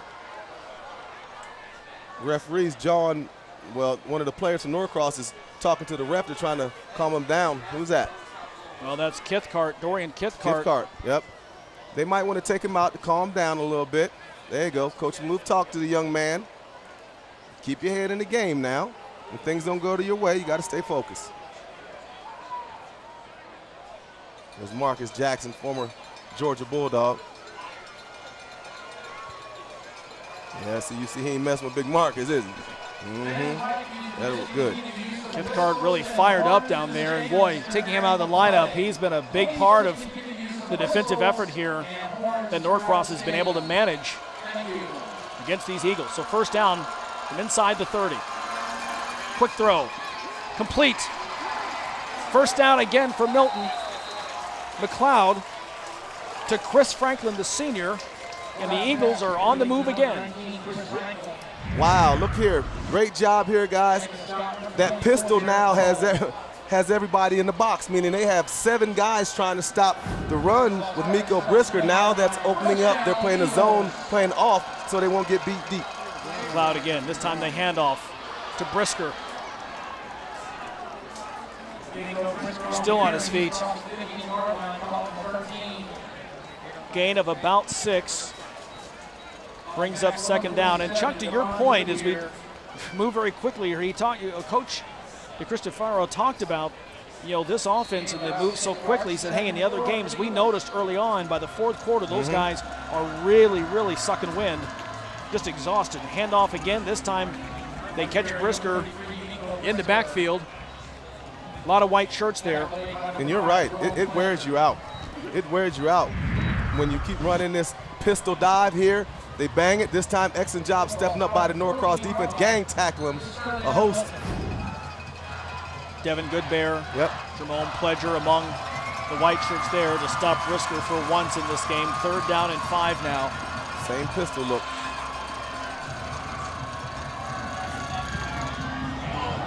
Well, trying to get the ball to Obi Fortune in the corner. A lot of contact. That's an easy call for the referee to make. Well, I tell you what's not easy is this scheme right now. They're going in a pistol look back behind the quarterback. You got to play the dive. Brisker's been winning on the dive. Holding on offense. Okay, interference on defense. They'll replay the down. You get a break there. Man, this spread offense, this is a triple option spread kind of look. I'm going to tell you, it's changed the face of college football. Of high school football. It's football as we know it. Tough to stop now. So replay the down, 3rd and 5 from the 14. Fortune playing both ways. Number 1, the receiver, was the intended target there. Has offers from Wake Forest, Minnesota, Iowa State, a lot of Division I schools to get this young man. McLeod, handoff up the middle. Close to a first down. That's Chris Turner on the carry. But he'll be short. 4th down and inches, and they're going to go for it. Watch this leg drive. He's pushing, keep driving. Pushing, driving. You talking about a great battle. Nick Wilson at guard. Jalen Broadnax, Damon Woodcock. These offensive and defensive lines are going at it. Hand off to Turner again. Same play. And it looks like he has the first down. Running behind Nick Wilson, headed to Stanford. They are going at it out there. J.B. Kawasi, Dorian Cathcart. This is a battle, one of the best battles I've seen in a long time in the trenches. And they're saying that he was short on 4th down. He did not make it, so Norcross holds. That's big. Big defensive stand for the Blue Devils. Because now you got to assume that they were guaranteed 3 from where they would kick it. It would have been at minimum if they scored 23-0 or 19. So now you look at the momentum. Good job by Norcross holding them. Let's see what kind of offense that the Blue Devils come out. Now back to a traditional. It looks like that Griffin is back in the game. Griffin on the handoff. Gets it to Billings.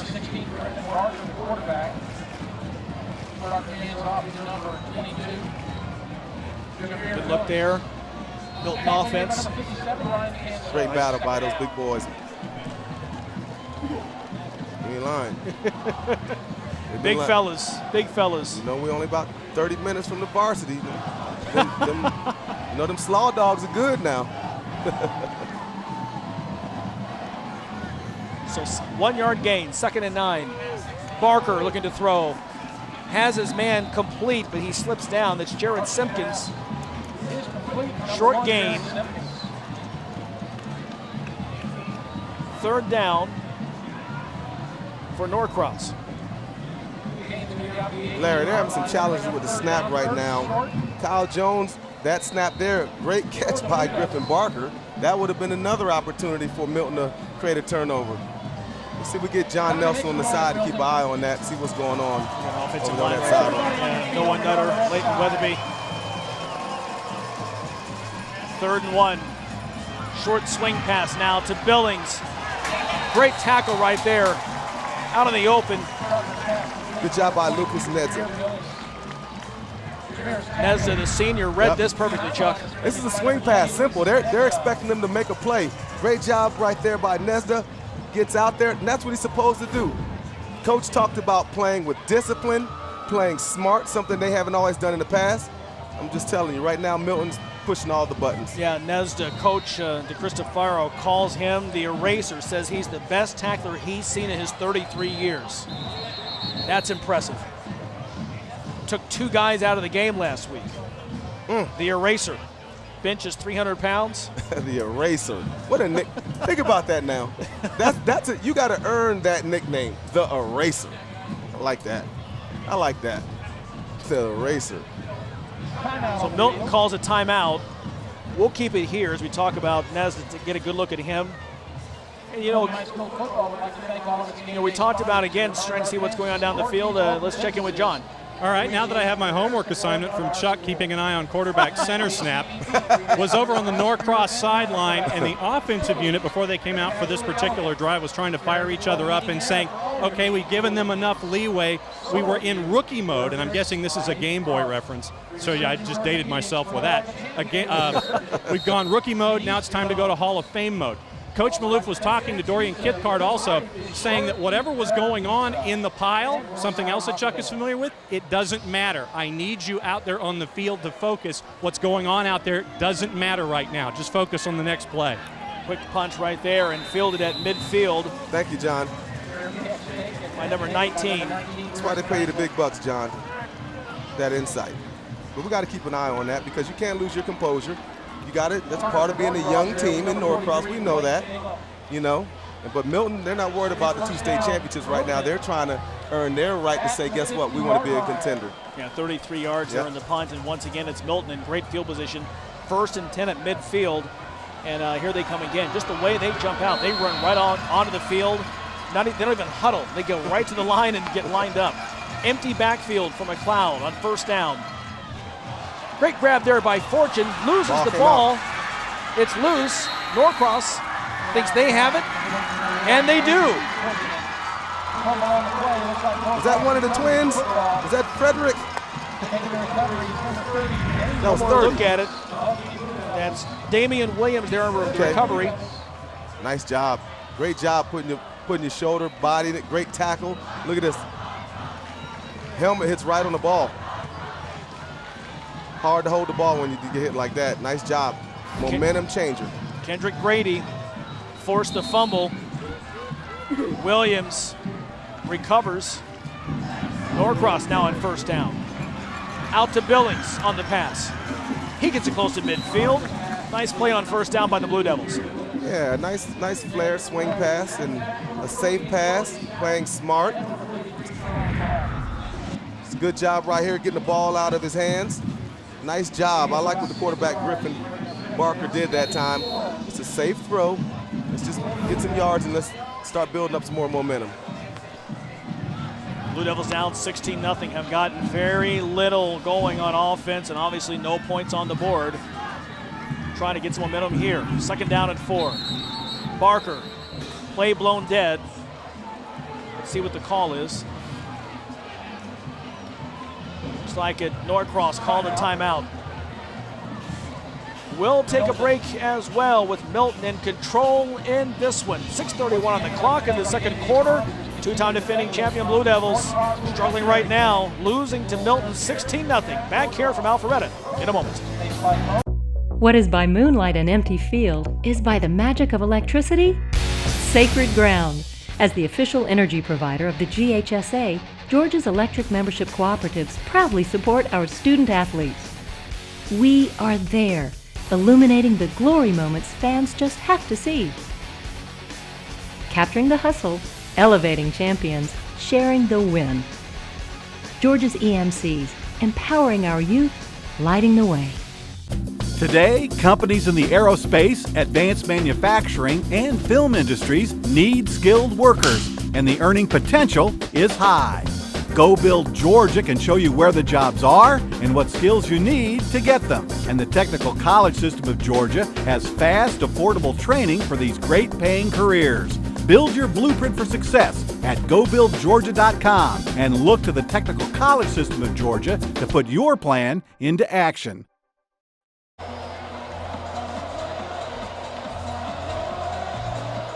Right back here at Milton High School, the Eagles leading at home big, 16-0, almost halfway through the second quarter. You know, if you don't have the GPB Sports app, then you don't know what you're missing. You can watch tonight's game live on the app if you have to leave your home. Get the latest scores from around the state, football news, blogs, so much more, and it's all free at the App Store.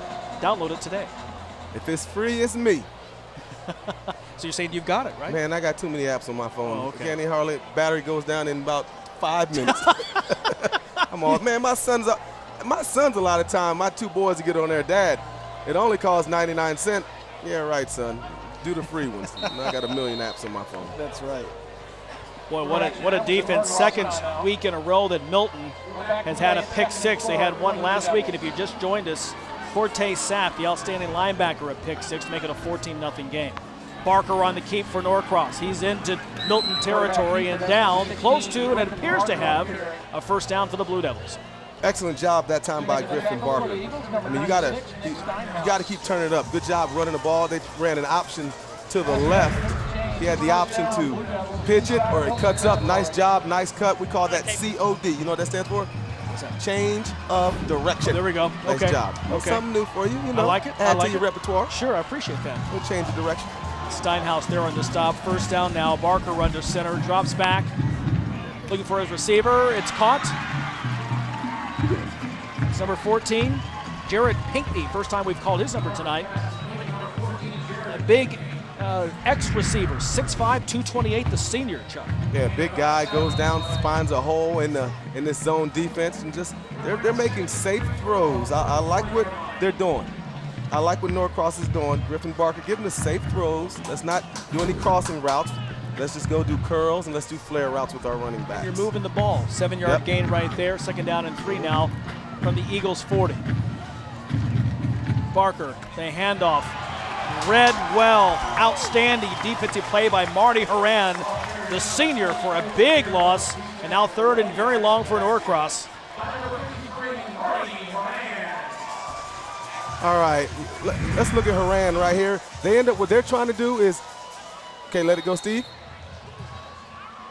They're trying to go here. They're trying to go here. As you see, to block those guys, and what happens is Horan comes here. So what happens is they did an excellent job. Milton ends up slanting to the left. Horan does a good job because Norcross blocking scheme was going to the right. 6-yard loss, 3rd and 9 now for Norcross. That's Barker. Over the middle, it's too high. Intended for Pinkney, a 6'5" senior. But instead it's 4th down, and the Milton defense holds a bend but not break. Norcross had good momentum, but couldn't keep it going. They've got to punt the ball away. Well, yeah, that last tackle for loss where we went back and showed it. I mean, that set them back. So think about this. Instead of having a short 3rd and 3, they ended up having long yardage for 3rd and 9. It made a huge difference. The punt now. Ball bounces deep inside the 20. They'll mark it down to the 16, 33-yard punt.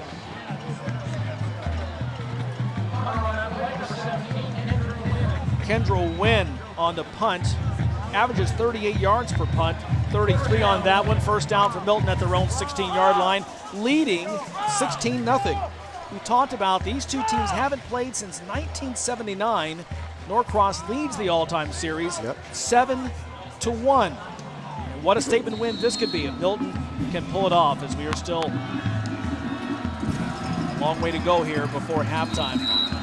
Moving on the defensive line offside. That was Kithcart. That was our guy again. Kithcart, big time player.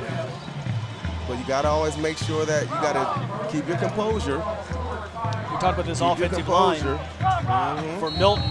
270, 270, 215, 280, 270. Some big boys. School buses. That's right. That's right. They're riding them on that power play. That's what they're doing with Brisker. 1st and 5 now. Quick snap, quick toss out in the flat. That's number 2, Nathan Craner for the game. Devin Goodbeer, one of the twins. We talked about Coach Maloof. We asked him, how do you tell the two sets of twins apart? He just says, "Hey, you." Or when they have the numbers on, the uniforms on. That's right. He says, "It seems to work." It'd be interesting you had a twin and you played 2 different positions and you switch sometime. How about that? That's right. You're like, okay. He said it could happen. He just simply asked it could happen. Which one are you? Handoff this time. Brisker again. Boy, he's had a big first half. They've run the exact same play for him 7 times. Half of his yards are on that power. Again, pistol power. They're going to go right here. He's going to bang it. He bends it again. That's all they're looking for. He's running the daylight. If there's a wall to the left, he cuts it to the right. He's already 94 yards and 8 carries. Needed just 1 right there to get the first down. Keeper here by McLeod. He's got a lot of room. Past the 40. Big stick as he gets into the secondary.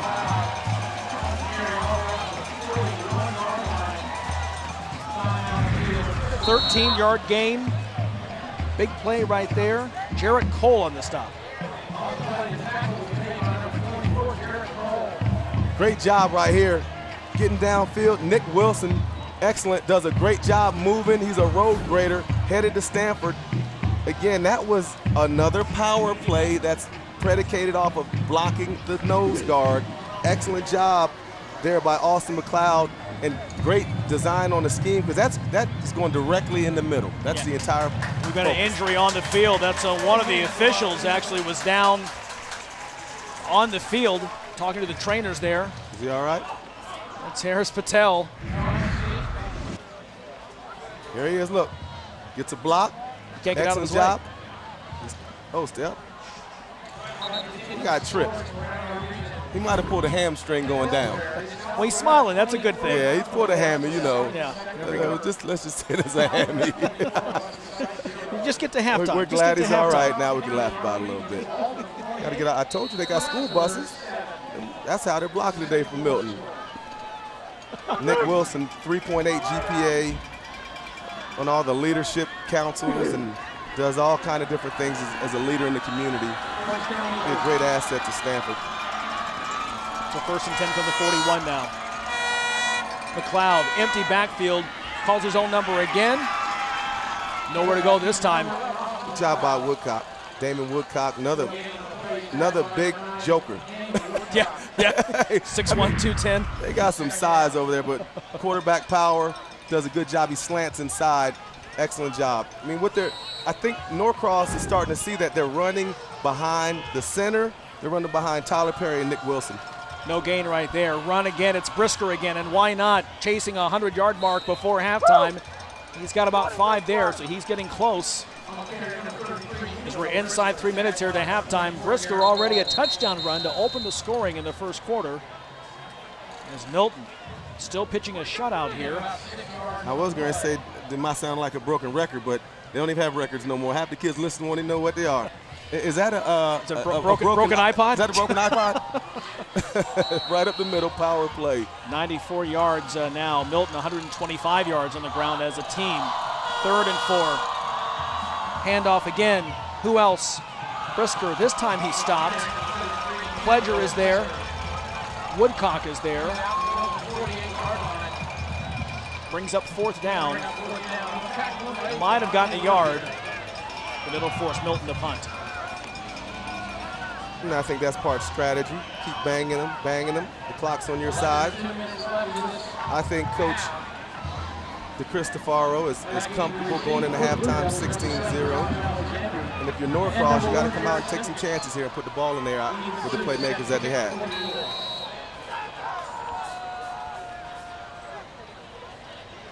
Simpkins back to receive.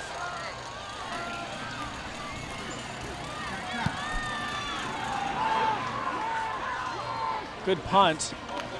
Makes a high bounce. Simpkins takes it. Short gain. 42-yard punt. Nice punt by Ethan Suda. He replaced last year's punter, Matt Moskowitz, who went on to Navy. After he was always good at getting and putting teams inside the 10. Let's go down now to John Nelson on the sideline.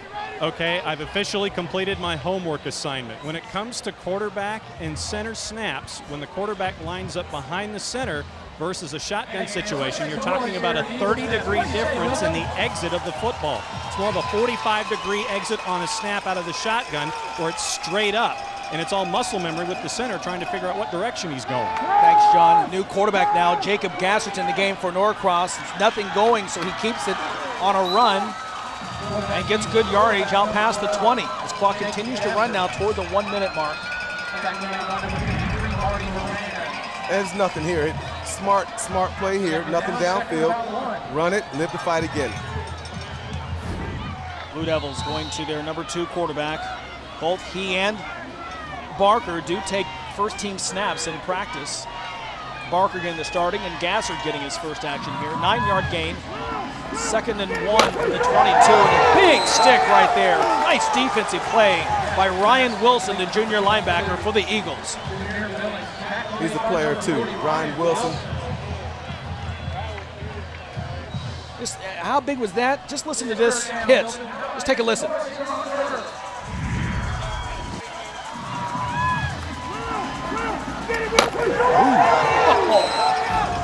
All right, 3rd and 1 now after that play. Gassert under pressure, trying to get to the first down marker. He is close. It depends on where they spot it. Clock stops at 11 seconds. Charlie Fault on the tackle, the linebacker for Milton. Milton linebackers are playing some ball. Ryan Wilson with that big hit. Excellent job, Charlie Fault. He does get enough for a first down. It appears that Norcross is content to let the clock wind down and go into the locker room. Down 16-0.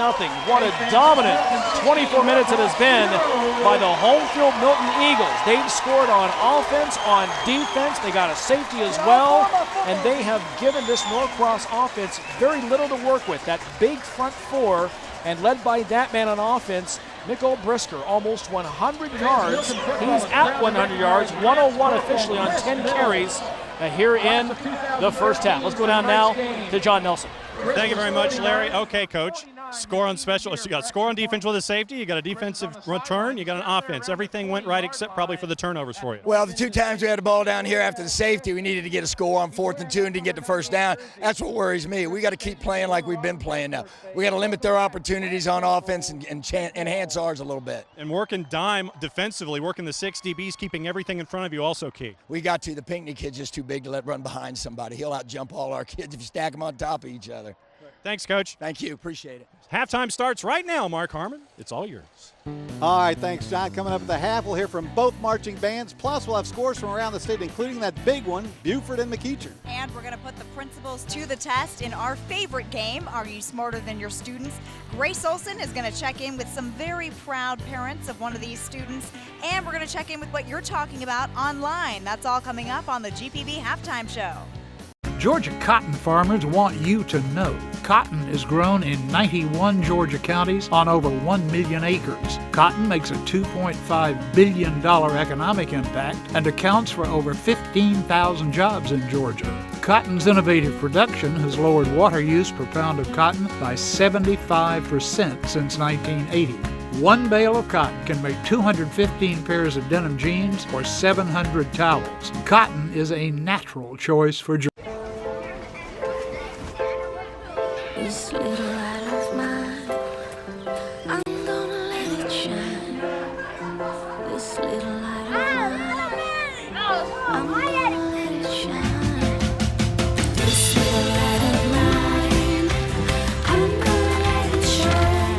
Let it shine. Believe in yourself. we do, go you, Cigna.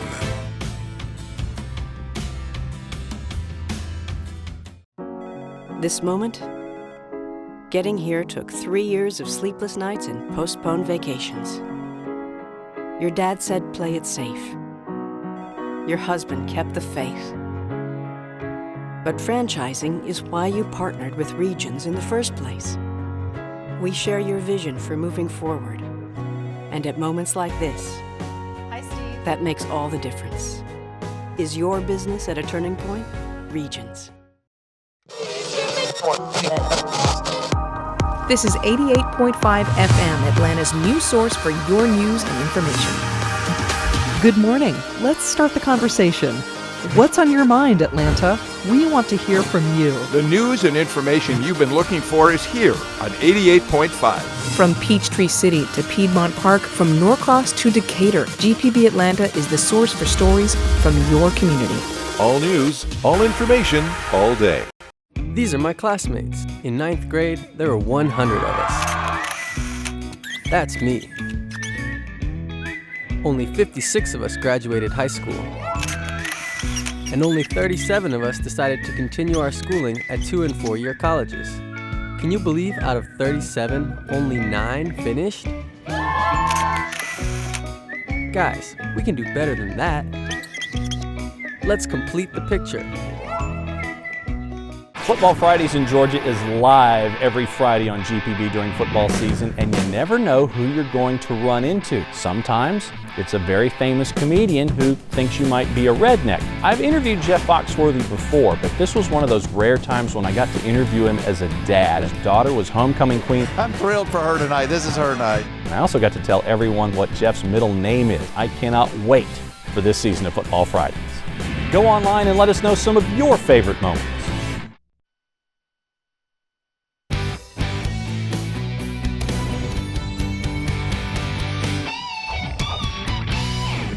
Welcome back to the Eagles Nest. We're at halftime of Football Fridays in Georgia with the Milton Eagles shutting out the Norcross Blue Devils 16-0 at the break. Yep, and of course, one of the big ways that the schools keep their fans interested during halftime is by a performance of the marching band. So let's listen in now to the Norcross Marching Band, brought to you by Regions Bank.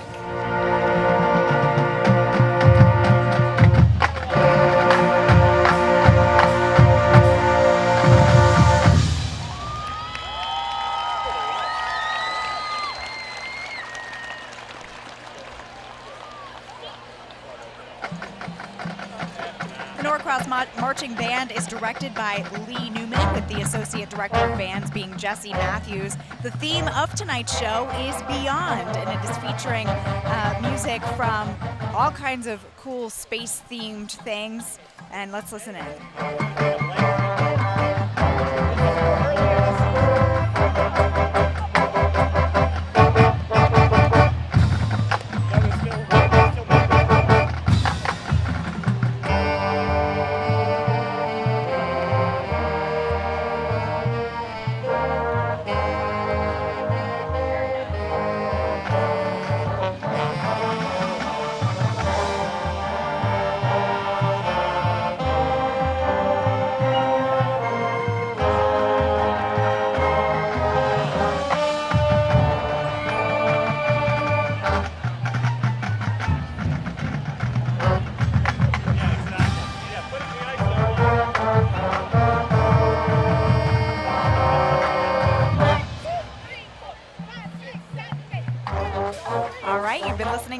High School Marching Band, brought to you by Regions Bank. Now let's check in with our social media correspondent, Grace Olson. She's standing by with some very excited fans. Grace? They're very excited. I'm here with the Milton Eagles. These guys, they call themselves the Bravehearts.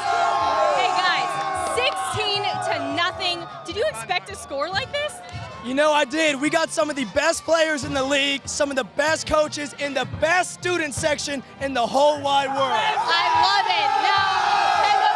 Now, let's go over to him.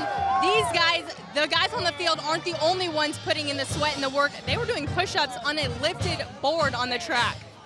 I mean, that's something we just decided to get going. I mean, if we're going to be scoring all these points, we got to have a way to get the crowd into it and know that we're scoring all these points. That's where the push-ups come from. They get everybody into the game. Supporting those Eagles, putting in the work too. Now make sure to download the GPB Sports app. Keep up to date with your scores, your rankings from all around the state. Now let's hear it for some Eagles. All right, Mark. Those Eagles are flying high here at the Eagles Nest. Now let's check in with John Nelson. He's standing alongside the Norcross High School principal, Will Bishop. John? Thank you very much, Mark. Here with Principal Bishop, first name Principal, last name Bishop, and let's find out what's going on at Norcross these days. I'll tell you, we are off to a great start this year. I'm so excited. The kids have done a great job in class. We have the most outstanding staff I've ever really worked with. They work so hard to help our kids. They'll do anything they can to help our kids. All right, it is now time to play that game. Are you smarter? Thank you very much, Lisa Clark. I have here the question that I have not seen out of the hermetically sealed hat, out of the mayonnaise jar, and it is time. Beginning October 1st, CVS drugstores will no longer sell what product? Is it A, medicine, B, depends, no, it depends, C, tobacco, or D, the ShamWow? I believe I heard that there was tobacco. Is it tobacco? Do I hear a ding? That is correct. You are correct, and you are definitely smarter than me and the students. Thanks for hanging out. Absolutely. Have a great evening. Thanks. Good to see you. Let's send it back over to you, Mark. 1 down, 1 to go. All right, John, we've seen a lot of Principal Bishop because he is the principal at Norcross, and they, of course, have 2 state championships in their back pocket. Exactly. Very successful. Coming up at the GPB halftime show, we'll hear from the Milton High School Marching Band. Plus, John Nelson's going to come back with another edition of Back Roads and Backfield. And Grace Olson is going to join us one more time where she checks in with some very proud parents. That's all ahead when Football Fridays in Georgia's halftime show continues right after this on GPB.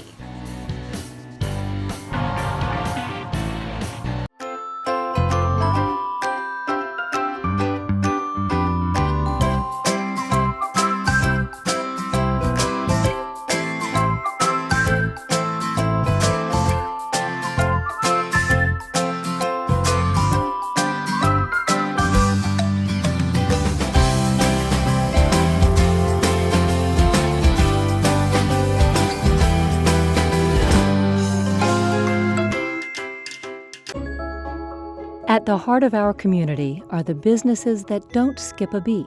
Georgia's electric membership cooperatives stand behind local commerce. Whether keeping farms running or shining a light on new ventures, we bring business, large and small, to our communities.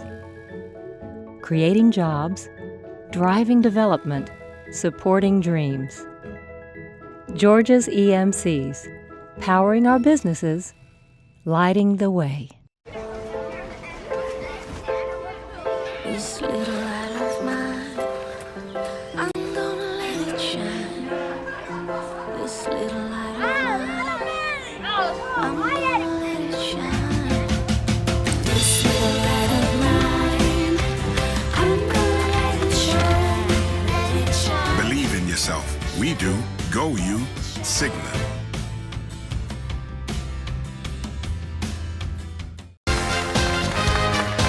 Welcome back to Chance of a Lifetime. It's the final stage of the game, and it's also time for Jane to choose a door. Help her out. What door should she pick? All right, so Jane, which door did you choose? I think I'm going to go with door number 2. Door number... Oh, wait a minute. It looks like it says right here that you never graduated high school, so none of these doors are available to you. That's it for Chance of a Lifetime. We'll see you next time.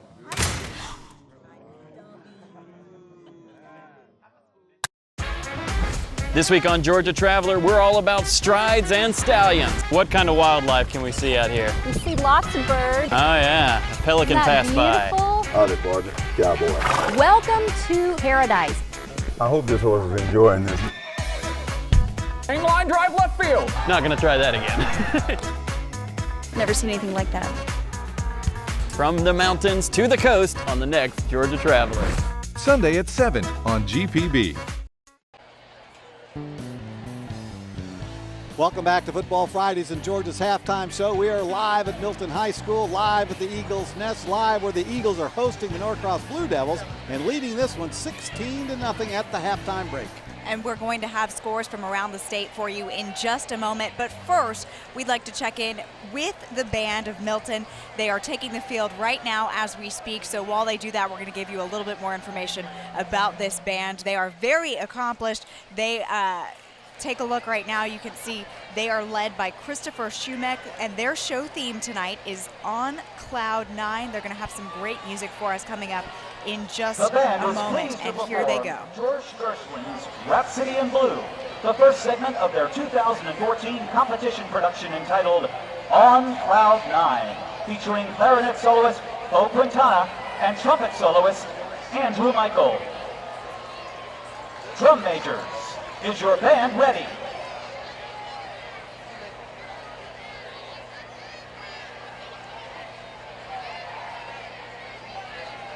Ladies and gentlemen, the Milton High School Marching Band!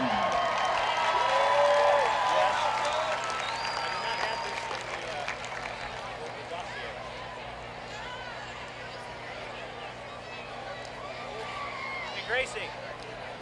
You see your family? Yep. I got you.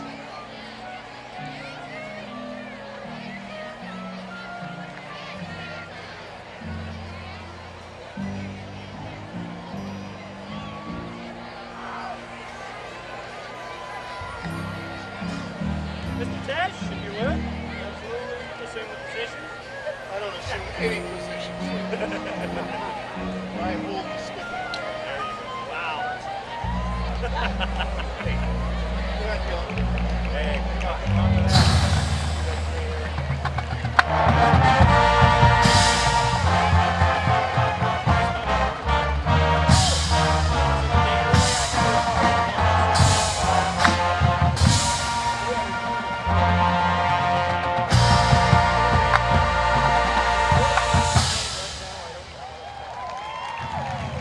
They sound great. Now it's time to send it over to John Nelson one more time. He's standing by with the principal of Milton High School, Mr. Ron Tesh.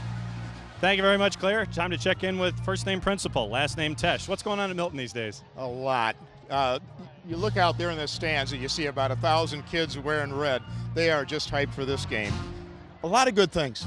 Everything from academics to music, arts, you name it, we got it. And we're showing it behind us and sampling with the band. It is time to play Are You Smarter? Thank you very much, Lisa Clark. I have here the question, and let's see if we are in fact smarter. A flight from New York to Florida was recently grounded after two passengers got into a kerfuffle over what? Was it A, dibs on the parachute, B, the in-flight meal, C, the outcome of a thumb war, 1, 2, 3, 4, I declare a thumb war, or D, a reclining seat? A reclining seat. See? You got it. It's answer D. I even remembered this one. It's Mark. It's all over to you. Two principals down. Thanks for hanging out. Thank you. All right. Take care. Hey, John, thanks very much. Time now to check out the Georgia EMC scoreboard. Scores from around the state. And right off the bat, how about Buford and McEachern? Buford leading that one 12-6, that one in the second quarter. Colquitt County ranked number 1 in 6A, leading Chris County in the first. It is Camden County leading Gwynn Academy 13-0 in the second. Gwinnett and Hillgrove no score early on. It is Hughes leading Grayson by a touchdown. Lovett and Marist tied a touchdown apiece. It is Peachtree Ridge leading Parkview 13-7 in the second. Carver Columbus leads Creekside 19-7 in the first. Tucker and Stone Mountain no score. And Washington County number 1 ranked leading Mary Person 6-0. Remember, for complete Georgia high school football scores, download the GPB Sports app, our iPhone, and it is free. Go to the App Store and go now. All right, it's going to be an action-packed season here on Football Fridays in Georgia. Let's take a look at this year's schedule, brought to you by Georgia EMC. Next week, it's MLK versus Tucker at Halford Stadium in DeKalb County. On the 19th, we visit the defending 5A state champion Creekside Seminoles, followed by trips to Marietta, Grayson, and North Cobb. On October 24th, it's going to be Collins Hill tackling Mill Creek, followed by Tucker at Lovejoy and Gainesville at Flowery Branch. Then it's the playoffs all the way to the state championship games in the Georgia Dome on December 12th and 13th. GPB is your home for high school football. All right, John Nelson joins us now for another edition of Back Roads and Backfields, brought to you by the Georgia Cotton Commission, the natural choice for Georgia. All right, we're going to talk about a great team and a team that's got a great player on it. Coming off the best ever season in the history of ever, we took a trip down to Albany to catch up with the Westover Patriots to see what they're going to do for an encore with the number 1 defensive lineman in the country. Since the Westover program started in 1968, only twice in the history of the team before Octavia Jones took over as head coach had they won 8 games in a season, 2007 and 1982. Jones's 2013 squad did that one better, wrapping up 9-3, giving the school its first ever title in Region 1 Quad A. Now the bar and expectations have been set by the program for this year and beyond. That was extremely satisfying for us.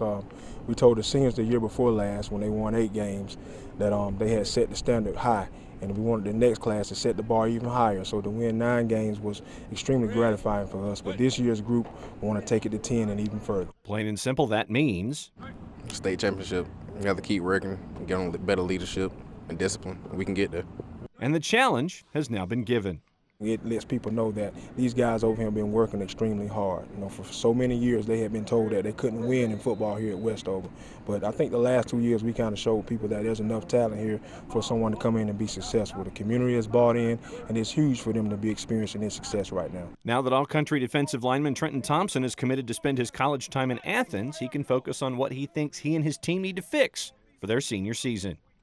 I mean, we got to work on a lot as a team anyway. My students got to come together. Like, as me, I got to take more as a leadership role and make sure I be on point with everything. And for his fellow Patriots, however, it's been, let's just say, interesting going up against him in practice to get ready for those Football Fridays. Scared, just hope he doesn't hit me. Sometimes the offensive line, they block him, and we're good. If they block that in a real game against him, we can block anybody. We played a Little League together. He was the running back of my opposing team. I had to tackle him. And? It wasn't easy at all.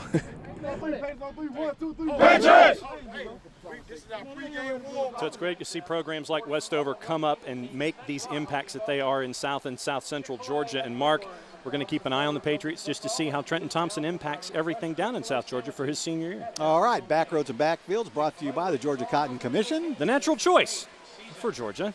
Back to you, Claire. It is time now to check in with Grace Olson. She is standing by with some very proud parents in a segment we call Rent Check. Grace? Thank you, Claire. That's right. This is Rent Check. This is where we put the parents to the test of some of those athletes on the field. See how much they've learned in the last 16, 17, 18 years. This is Janet and Mike Turner, the parents of Eagles Chris Turner. Now, before we get to the trivia, let's flash up a couple adorable photos. One of them, Chris is looking studly as a little kid with a suit on, and the other one, he's wearing a football helmet. Looks pretty passionate in that photo there. That was AYFA football. His team had just won. It was a hot day, and he was just cooling off and enjoying the win. You can tell he's always loved his football. Now let's get to some trivia. I've got a couple questions for you. Mom, which is the NFL player he likes to emulate most and model his game after? Dad? Adrian Peterson. Arian Foster, the name sounds similar with the Texans. Second question, what is his least favorite part of workouts or conditioning? He doesn't have a least part. He loves all of it. Squatting, okay. He told me when coach says one more, but he actually means 10. And I was like, we can all relate to that. All right, that's the end of Rent Check. Let's give you some T-shirts, Football Fridays in Georgia T-shirts for these guys to sport all season. Thank you for joining us. And let's send it back over to Mark and Claire on the set. Thanks, Grace. Now it's time for our career play of the game, brought to you by the Technical College System of Georgia. Despite the changing job market in our state, many Georgians continue to find solid careers in the field of industrial technology. Careers include machine operators and designers, as well as industrial systems managers and machine tool technicians. Areas of the field that are growing include cutting-edge trades like robotics and industrial design. It takes training and technical skills, but these jobs are available. You can literally build your own career. That's why industrial technology is back in the spotlight as our career play of the game. This message is brought to you by the Technical College System of Georgia. For more information on your next career, visit tcsg.edu.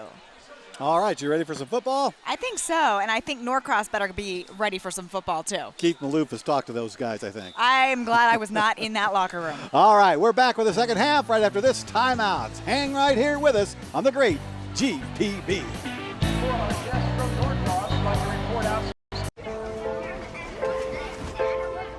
This little light of mine, I'm gonna let it shine. This little light of mine, I'm gonna let it shine. This little light of mine, I'm gonna let it shine. Let it shine. Believe in yourself. We do. Go you. Sigma.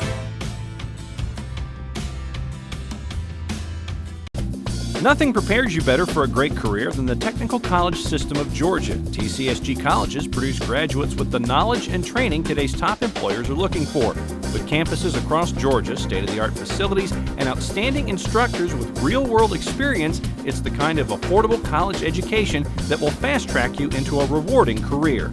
We're building a better future for you. Contact the TCSG college in your area today or go to tcsg.edu. While most invasive species don't look as frightening as this snake, they all have the ability to turn an ecosystem upside down. Trees are under attack by a tiny beetle, but look how quickly the infestation spread. Giant snails eat everything in sight. Then there's this guy. Sunday at 7:30 on GPB. It's on sale at the front gate this evening. Welcome back. Third quarter about to get underway here at the Eagles Nest. Milton leading Norcross, and a bit of a shocker right now, 16-0 here with Coach Maloof at the start of the second half.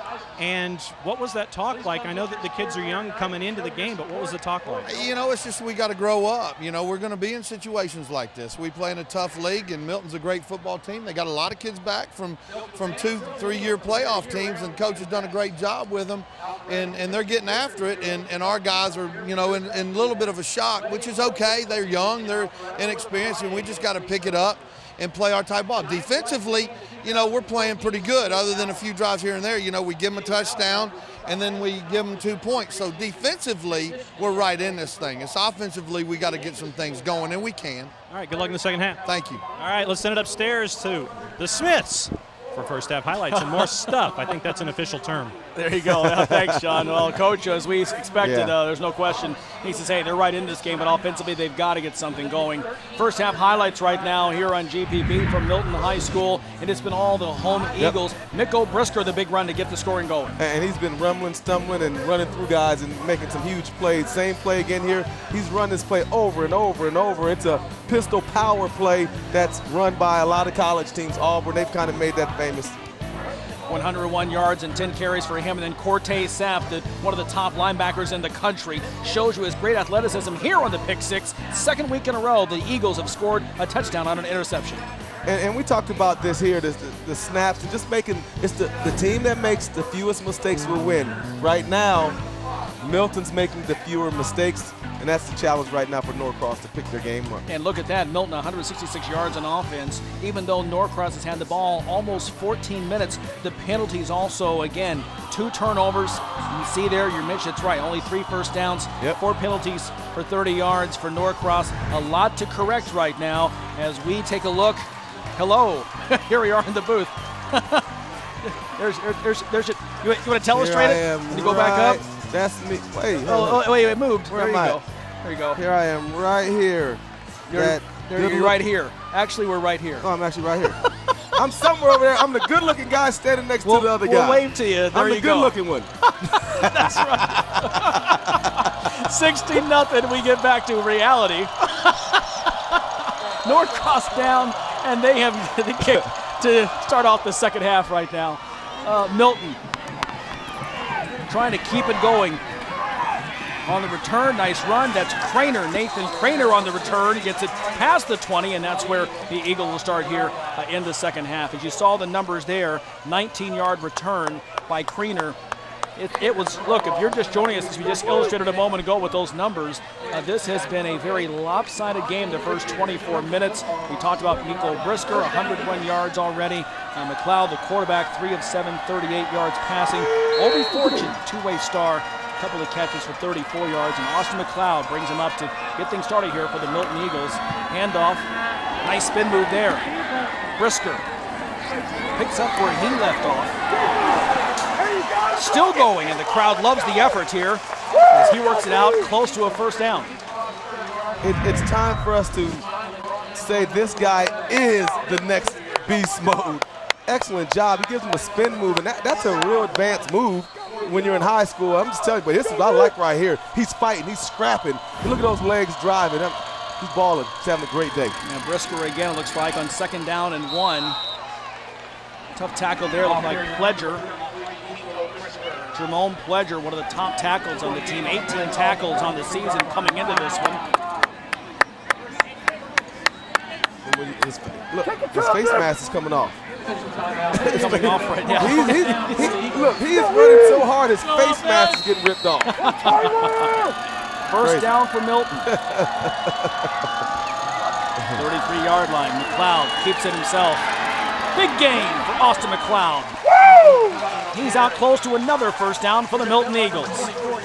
That would be their 8th of the game.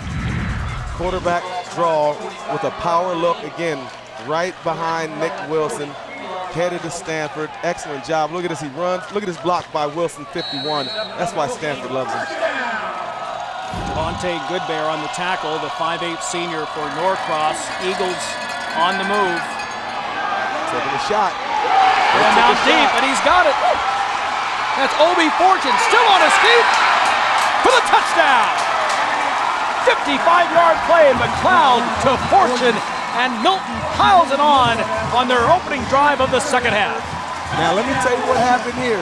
You have to put 6-7 guys to stop the run in the box, to stop Brisker, and now you can do what?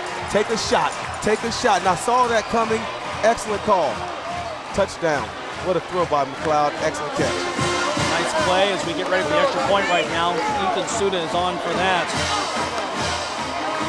I got to tell you what, we thought this might be a close game, but we had no idea that Milton could come out with this kind of ball game, this kind of effort on offense. They have simply done whatever they want to do. It all starts with the run. It all starts with the run. All day! All day! There's a sideline warning right now. Let's see if they're going to call this back. Well, usually you get they don't take it back, do they? It might have been if someone went past, what is that, the 25 or went on the field. Well, they're all coming back right now, and boy, you can see that Coach, it's not like Coach Howie DeCristofaro does not like this at all. Looks like they're bringing it back. That'd be huge. Wow, so that's sideline warning to touchdown back. John Nelson, what do you know down there? What can you find out? There's a flag down at the 48-yard line. That is the demonstration right now of what's going on. The flag at the 48 has wiped out the touchdown. A sideline violation has resulted in a penalty, and they call it from the 48 of Milton. So that is what has wiped out that long touchdown. Norcross, guys, is getting another life. There's a look at the flag right there. All right, Dustin, let's go. Let's break the fourth wall here a little bit. There's the flag at the 48. Coach DeCristofaro is getting his ruling as to what's going on. And let's just say it's a spirited discussion. I'm glad I'm not at the other end of that discussion, though, Johnny. Yeah, Howie DeCristofaro there. You see the offensive coordinator, Justin Bolsilli, also. And not only are they bringing it back, but the penalty, a 15-yard penalty all the way back to the 28-yard line. This is a massive, major penalty against the Milton Eagles. You lose field position. And another 5 for Okay, John was saying his mic went out there. Another 5 yards for unsportsmanlike conduct. So now, all of a sudden, in fact, the scoreboard has gone dark. They're so far back. And in fact, I'm not sure. I think actually the yard markers, the first down markers actually moved. They're trying to reset those on their opposite sideline here. They kind of reset where they're supposed to be. Start at the 43-yard line. John, are you back with us? Yes, I am. It's for all intents and purposes, it's a 20-yard penalty, and they're having to start things from their own 28. Well, you know what? Chris Turner says it doesn't matter. We saw him looking good in the tuxedo when he was a young man in Grace's segment there at halftime, and he's looking good on that run right there. Turner's wasting no time at all, and then very quickly right back to the line again to run this again. Same play. Good job. Get back into a rhythm. Second down now. Big gain by Turner. McLeod keeps it himself. Nice stop right there. Norcross. That play, that was a huge momentum swing when you get those kind of plays. And now you just want to get back into your offense. If you're Milton, you got to control your emotions. Got to control your emotions. So a wild turn of events here at Milton against the home field Eagles. Let's see now to reset it. 3rd down, about 11 yards to go. They're at their own 42. McLeod keeps it himself. Gets past midfield, fumbles the ball. Eagles recover. Franklin on the recovery. Chris Franklin. Nice job by McLeod here, finding that same. That's a design play. That's a design play, playing it safe, looking where you are. Great awareness by the receiver, but I'm going to tell you, this quarterback is competing. Nice strip. 14-yard gain by McLeod and the fumble. He's out of the eye. Hand off to Brisker. He's had a huge gain. And more to the 30. He's to the 20. Miko Brisker, 2nd touchdown of the night. Milton gets the touchdown anyway. Penalties and all.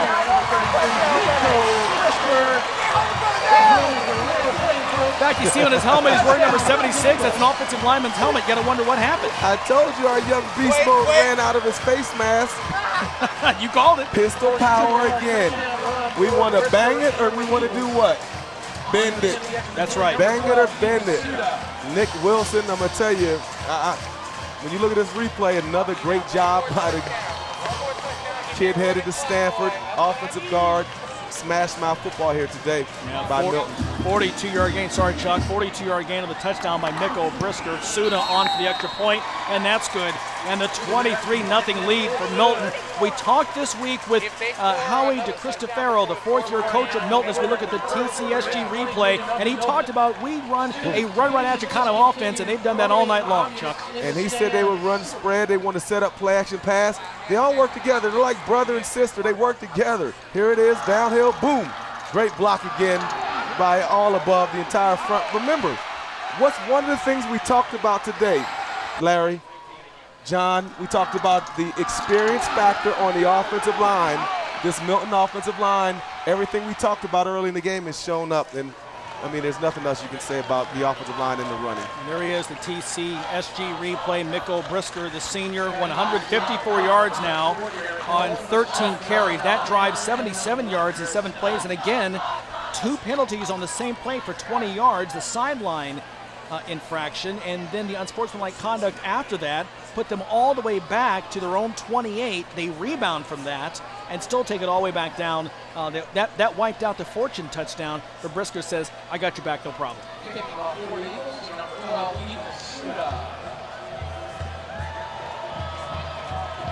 So Suda's on for the kickoff now. Learn a skill, build a career, do it now at GoBuildGeorgia.com. This kickoff for Milton, 23-0. They now lead the 2-time defending state champion Norcross Blue Devils here at home.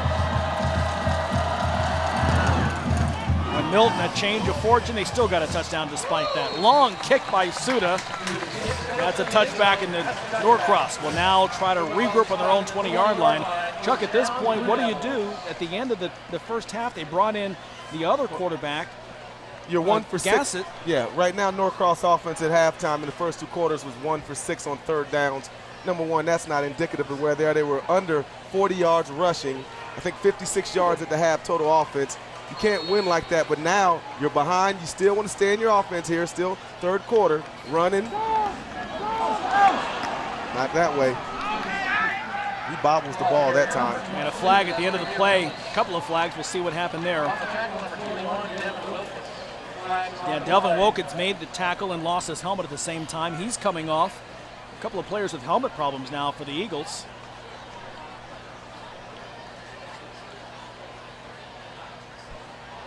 See what happened. He made the tackle after his helmet came off. You know, you got to keep your helmet on, but they may pick this up. Let's see what the call is going to be.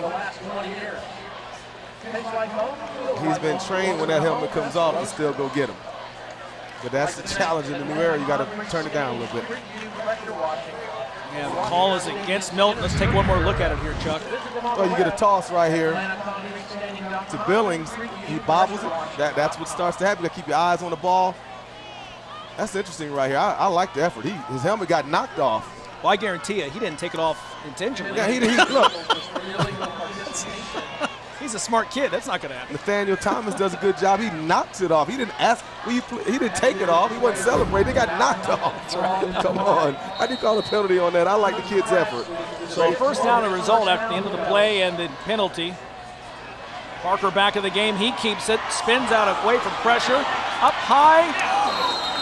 Incomplete pass intended for Jameer Billings. Great defense there on the play. Good job by Steinhaus, man. Nick Steinhaus, excellent pass rush. Good pressure right here by Steinhaus. Got lucky to get out of that one. Good spin. Excellent job by the quarterback. Got to make that play. It's just, you notice, every time they get close to making the play, when it's one of those nights, you know, it's looking like it could be that way. They got to make a play. Norcross playmakers have to step up here. And look who made that defensive play. Cortez Sapp, the outstanding linebacker for Milton. So second down now. They hand off. Goes the other way to the sideline. That's Nicholas Sermons, the 5'7" sophomore. First time we've called his number. Blake Bingham. That running the weak power that Coach Maloof is famous for. Weak power running to the sideline, to the short side of the field. They're going to have to make some plays in the air, though. Third and long right now. Barker under pressure. Gets it away, incomplete. And in and out of the hands of his intended receiver, number 23. It's Kyle Varnell. Fourth down now. And the Blue Devils are forced to punt. This is a great pass. Nice stunt right here by Charlie Falk. Gets in there and puts pressure on the quarterback.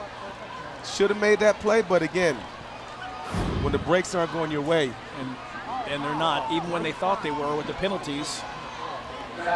They still aren't. Things going the way right now for the Milton Eagles, and they are blocked under a punt. Great defense, the special teams. Michael Collins. Michael Collins with the great job.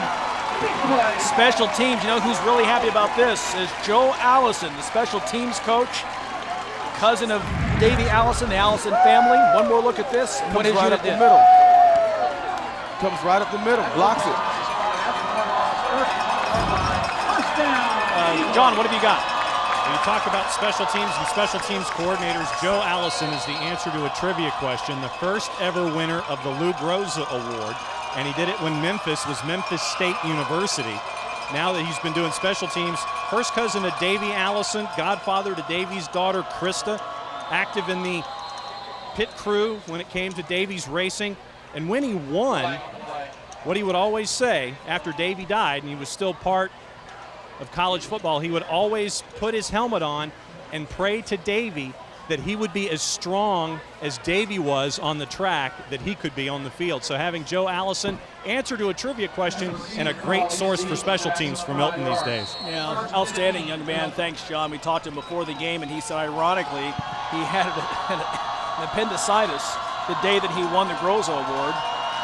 His son is a senior on the team. He had appendicitis the first day of practice. He didn't believe his son. He said, oh, no, you're okay. Kid went to school that day, had surgery that night. They didn't know. And he feels bad about that now. But like father, like son, I guess. You saw the penalty there and there he is. A good look at Joe Allison right there. First ever winner of that Lou the Toe Groza Award, as you mentioned, All-American at Memphis. And he's doing a good job, Larry. And think about this, Ethan Suda, one of my MVPs of the first half. Great punts, great kickoffs. And the punt team, all the special teams have been one of the stories of this day. McLeod now back to pass, looking deep. Got a man, it's Fortune! Is he in? He's down at the 1. They're going to wave him down at the 1-yard line. Obi Fortune. Damian Williams on the coverage, 34-yard pickup for the Eagles. First and goal at the 1. Well, they fake that power, one-back power, pistol, go downfield, play-action pass.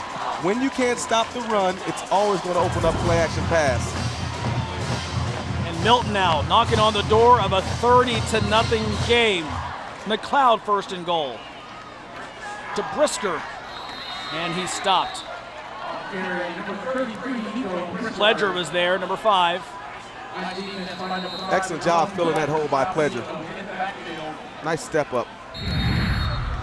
Good job. Comes in here, blitzes, shoots the hole, gets down, gets his hands on him, stops the momentum. That's what you want to do on goal line. You want to stay low, play with leverage. It's really important. Norcross here, they have to say we're fighting for 3. That's got to be the mentality of this Norcross defense. We want to stop them.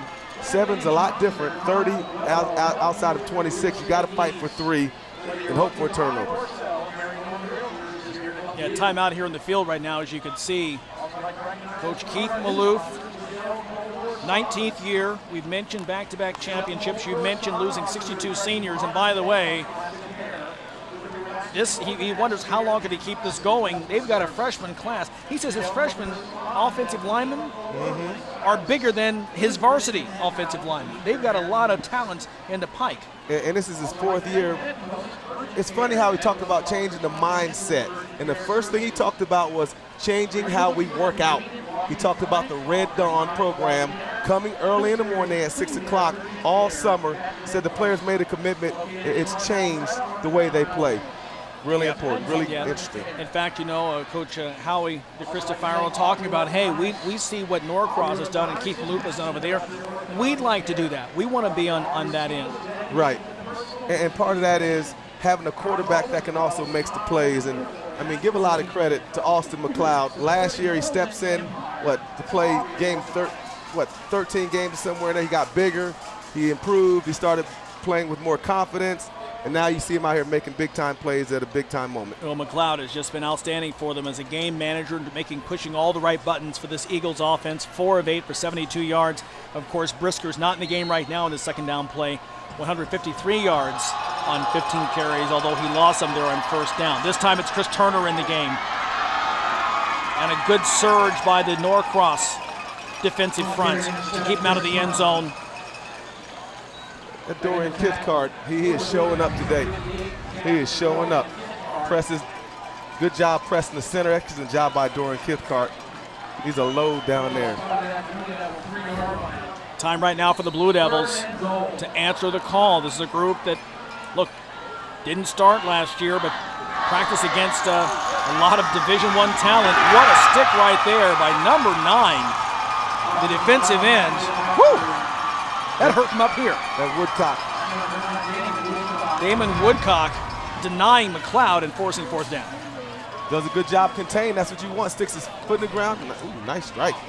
Got my shoulder feeling a little sore right in here, Larry.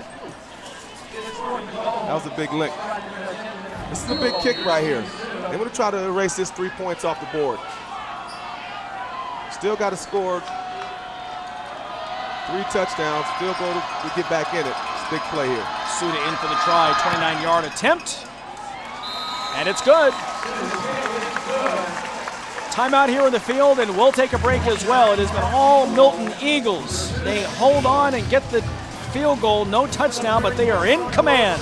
26-0 over the Blue Devils. What is by moonlight an empty field is by the magic of electricity sacred ground. As the official energy provider of the GHSA, Georgia's electric membership cooperatives proudly support our student athletes. We are there, illuminating the glory moments fans just have to see. Capturing the hustle, elevating champions, sharing the win. Georgia's EMCs, empowering our youth, lighting the way. This moment, getting here took 3 years of sleepless nights and postponed vacations. Your dad said play it safe. Your husband kept the faith. But franchising is why you partnered with Regions in the first place. We share your vision for moving forward. And at moments like this, that makes all the difference. Is your business at a turning point? Regions. 26-0 Milton on top, just past the halfway mark here in the third quarter. Boy, what a game this has been. You know, GPB Sports is all over social media. Check us out on Facebook, Twitter, and Instagram, and be part of the GPB Sports family. Follow us throughout the day to see interviews with fans and parents, and check out the cool fan pics that we post all day. Follow GPB Sports all season long so you can keep up with all the news in high school sports. Like and follow us right now. GPB Sports on Facebook and Instagram, and at GPB Sports on Twitter. Milton in command, and they've done it on both sides of the ball. 26-0 right now. Ethan Suda, the field goal to cap off that 6-play, 18-yard drive. And the Eagles have answered everything Norcross has tried to throw at them. I like Suda. I like Ethan Suda. I like his game. I like the way he's punted, kicked off. He's done everything today. He kick off into the end zone yet again. Simpkins on the touchback, and 1st and 10 now for Norcross. Well, we've seen Norcross try the direct snap to a couple of running backs. That didn't work, resulted in a safety. They brought in their second quarterback, Gasser. That didn't do much before the end of the first half. Let's see what Coach Malou drums up this time. Matt was ineffective. Santonio Matt, when they brought him in, now they got to throw the ball. And here's where, when you're on defense, Pete DeWeese, the defensive coordinator at Norcross, defensive coordinator, is thinking, go get him. And once again, just a big-time play on defense. That's Al Beach, A.J. Beach. I mean, Pete DeWeese is dialing him up, the Milton defensive coordinator. He's telling his guys, pin your ears back because it's time to go. Pin your ears back, let's roll. I mean, when you're on defense, if you're on Milton's defense, I mean, this is what you dream of, being in control, and all you do is rush the passer and play coverage. Shotgun look now for the Blue Devils on 2nd down. Barker under pressure yet again. Almost a great catch. Ball was low, but that was a great play there, a great attempt to say by Jared Simpkins, the sophomore, but he couldn't come up with it. But again, that front pressure we've talked about the entire game, how the Milton Eagles are really big. And keep in mind, while Norcross has virtually an entirely new starting lineup, losing 62 seniors last year, Milton actually has most of their starters back from last year, including everyone along that defensive front. And it's really paid off big for them. 3rd now and long for Norcross yet again. You want to keep your eyes on 96, Nick Steinhaus, winning getting upfield. Good pressure again, ball in the air. Good defense again. Beach was there. You got to watch. Nick Steinhaus is causing havoc on the left side, 96. The last 2 plays, they're bringing him inside. Got pressure that time. The first time he hit the quarterback on 1st down, on 2nd down. I'm sorry, 1st down. Last time he won again inside. He's got great hands. I just watched some really good technique by the young man. Probably the best athlete right here on this team. In fact, Grayson's got more on Nick Steinhaus here after the punt on 4th down. Fair catch called near midfield. They'll back away. Takes a good Norcross bounce into Milton territory and down about the 42-yard line. Grace, what have you got on Nick Steinhaus? All right, we've seen a lot from Nick Steinhaus on the field tonight. We see a lot of football players, if they're going to double up their sports, they usually go to track. But Nick has found another activity to add to his year-round football conditioning. Nick performs with Milton's special Cirque du Soleil program. He was in the spring program they called Rostava this last May and April, and he was the strong man in the show. Now, when I talked to Coach DeCristofaro, he told me that Nick came into summer practice with great physique, ready to go with so much strength, and he attributed it to his work with Cirque du Soleil, despite the Olympic weight training program they have and all of that intense regimen that you guys have been talking about all day long. Guys, back to you in the booth. Okay, Grace, thanks so much. Yeah, Coach says he's the strongest kid on the team, and look at that was impressive. Carrying 2 other guys, lifting them like they were nothing. Brisker there on the carry on 1st down. Gets a gain, about a 3-yard gain. 5-yard gain. It'll be 2nd down and 5. He's at the 158 mark now. 16 carries, and he has it again into Norcross territory. Past the 45, and another Milton Eagles 1st down. Miko Brisker has been the star of this game by far. What you're looking at here, you're looking at this blocker here, the center blocking here, rubbing him. When they block him, combination block, come behind him, he's gonna go right downhill. Guys, he's gonna, if the center gets his block, the guard's gonna come behind him. As you see, they did block down, come around. That's a combination block every time they're gonna do. 1st down, Milton on the move again, but we got moving along the front line here, and we'll see who that goes against. Looks like it's gonna be against Norcross. It's the initial thought. Offsides, 5 yards. It'll be 1st and 5 now for Milton. And what you're seeing here now is the Milton offensive line. One of the things we talked about earlier was experience. They're doing multiple different styles of blocking. They're doing zone blocking. But right now what you're seeing is this is power football. Down, they're going to run in between the tackles. Norcross got to bow their necks here and play the run. On that quick tempo again, more on that in a moment as Brisker again doing his best. He fumbles the ball though. Best beast mode impression. It looks like Norcross fell on the ball, and they did. Second fumble lost this game by Milton, and it's the Blue Devils taking advantage. The question now, as we heard from Coach Maloof when John talked to him just before the third quarter, the start of the third quarter, can they take advantage on offense? They have not done that yet this game.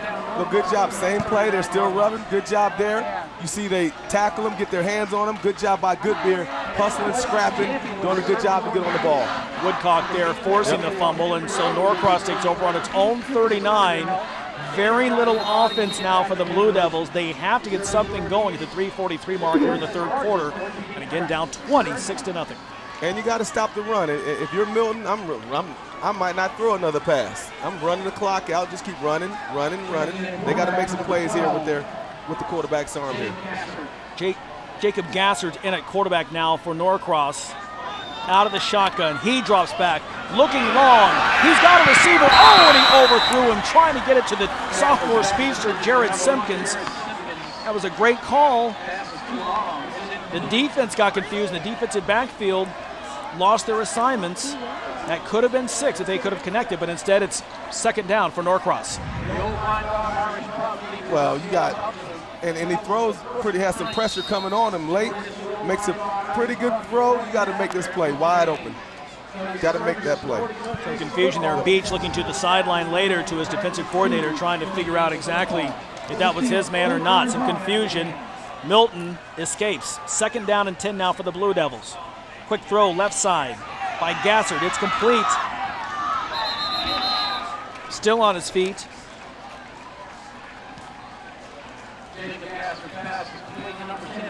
Good job by Cortez Sapp. Ricky Reed on the catch there. Sorry about that. Good job by Sapp all around the field. And remember, they're shutting out the defending two-time state champions now. You got to keep it in perspective now. Right now, Norcross hasn't threatened yet today outside of a few busted coverages by this defense from Milton. Heck of a job done by DC Pete DeWeese for Milton. Yeah, 3rd and 4. Got to get to the 49 for a first down for the Blue Devils. Gassert looking deep again. This time it's tipped away. A great play defensively by number 20. We called his number Nesda the entire night. Great job right there. Well, what we got there is zone eyes. Good job by Lucas Nesda. The quarterback drops back, and he's in the zone. He's over the top. The cornerback sitting back. That's where he's supposed to be right there, over the top. They got a 2-deep zone. And that's exactly where he's supposed to be. Does a good job, does Lucas Nesda. Josh Alexander, the intended receiver there for Norcross. So again, it brings up a 4th down. And this Norcross, I should say this Milton defense has been outstanding. Quick snap here, trying to catch Milton off guard just a bit. It's Craner dropping back.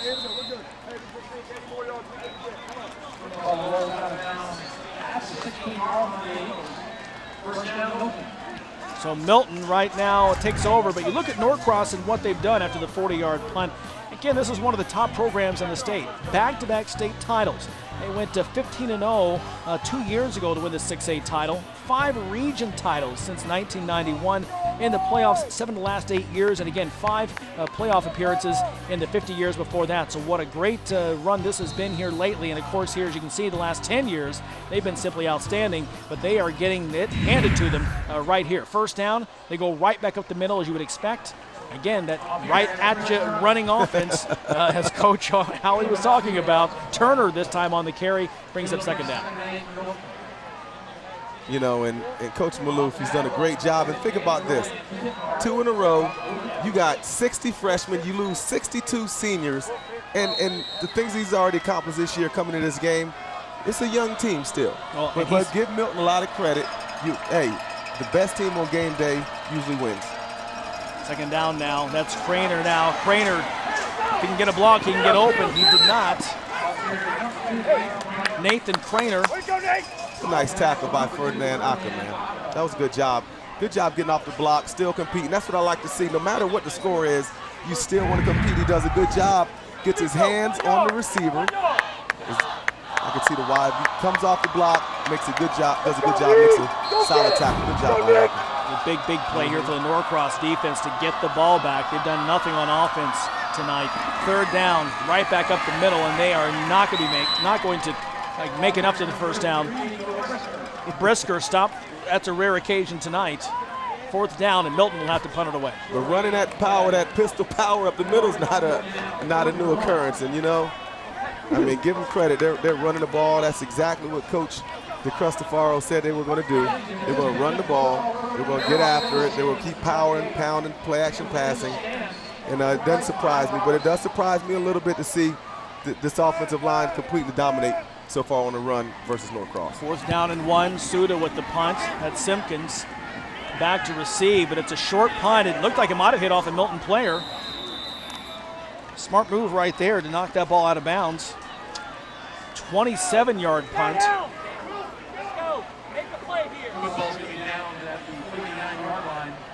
Spotted at the 49-yard line of Norcross. That's where the Blue Devils will start.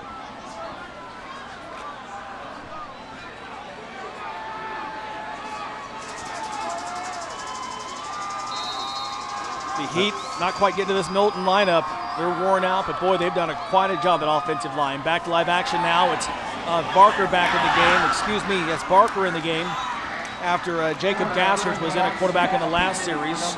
Throwing up long and incomplete, intended for Jared Pinckney. Well, good pass rush here. Comes off the corner. There's Steinhaus again. Got to make those plays, and that's where, when you're playing this cover 2, you're playing this zone, that's where the hole is, down the middle, because you got both safeties over the top playing over the corners. And that's exactly where you want to throw it, but you got to make that play if you want to get back in this game. And they had some success earlier this game in the short passes to get Barker some confidence. They've gone away from that now, trying to go deep and score in a hurry. Shorter pass here, that's complete. That's what we're talking about. Great play here. Josh Alexander with a great effort to stay on his feet and gets out near the 40-yard line. Looks like it'll be a first down for the Blue Devils. That was a nice job by Josh Alexander. Nice throw, nice catch. Good job here. Gets the ball out of his hands quick. Josh Alexander catches. I like this right here. Puts his foot in the ground, gets back up. Great balance, great change of direction. Excellent run, excellent catch by Josh Alexander.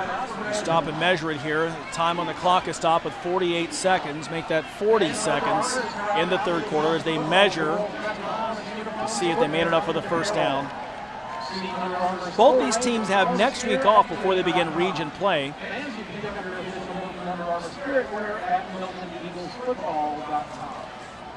It's going to be close. It's going to be close here. Recognize our game day sponsors. 2-0 this year. They did get it. We talked about Milton again, what they have coming up, and the great thing for them, they won at home last week. They're at home here tonight. They won't have an away game until going to Etowah to start October. Yeah, and that'll be a good game. Those guys, they're going to compete at Etowah. You know, this Milton team is off to a fantastic start. You couldn't ask for a better start than having beaten Norcross if it finishes that way and having your break. Absolutely. First down and 10 now from the Milton 41. Barker to pass again, looking deep. He's got a man there. Caught, but is he in bounds? No. Jared Pinckney, the receiver, 6'5", 228 senior.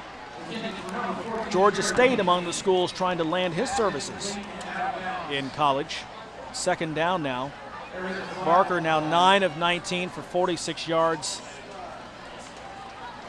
Got a penalty on the play. Penalty against Norcross. It's plagued them all night. They've declined that penalty. They're going to take the play and make it second down and 10 now for the New Cross Blue Devils. One more look at that at the end of this right here. You can see here. Yeah, he's out of bounds here. Catch right the there, ball. he's already out, yeah. Yep. Ball drifted a little bit. Barker quickly to the right side, overthrows his intended receiver, Josh Alexander, defended by Cortez Sapp. As we mentioned at the top of our telecast tonight, Sapp. Penalty now, another penalty. Illegal motion. It's against the Blue Devils. Cortez Sapp has offers from Michigan State, has some really good teams. You know, Tennessee, it's a really good team. Up-and-coming team, right? Butch Jones, second season up there. He's got Rocky Top singing again up in Knoxville. Whoever gets Cortez Sapp, they're going to get a great young linebacker. And I'm hearing he loves to fish. That's what I hear. He's a big-time fisherman. We might have to get out on some of these lakes sometime and cast out a little bit. And a great athlete, plays basketball as well for the Eagles. Coach speaks very highly of him. So after the 5-yard walk-off, 15 yards now for a first down. Barker looking into coverage, is picked off by Sapp. His second one of the night. Sapp returns it to the 45-yard line, and the Milton defense does it again. Cortez Sapp, the senior, 17-yard return after the interception. Another turnover forced by the Milton defense. Well, you see right here, Nick Steinhaus gets pressure, forces the throw. We've talked about him. Then all of a sudden, Cortez Sapp, the two playmakers that we've been talking about in the second half for this Milton defense, two stalwarts, show up again. Nice pressure. Charlie Fault right there, number 43 with the tip right into the hands. This great defense, Norcross offense trying desperately to make something happen, and they cannot. It's Milton ball now, their own 45. 10 seconds to go until the end of the third quarter. Austin McLeod sends Craner in motion. Handoff to Turner up the middle.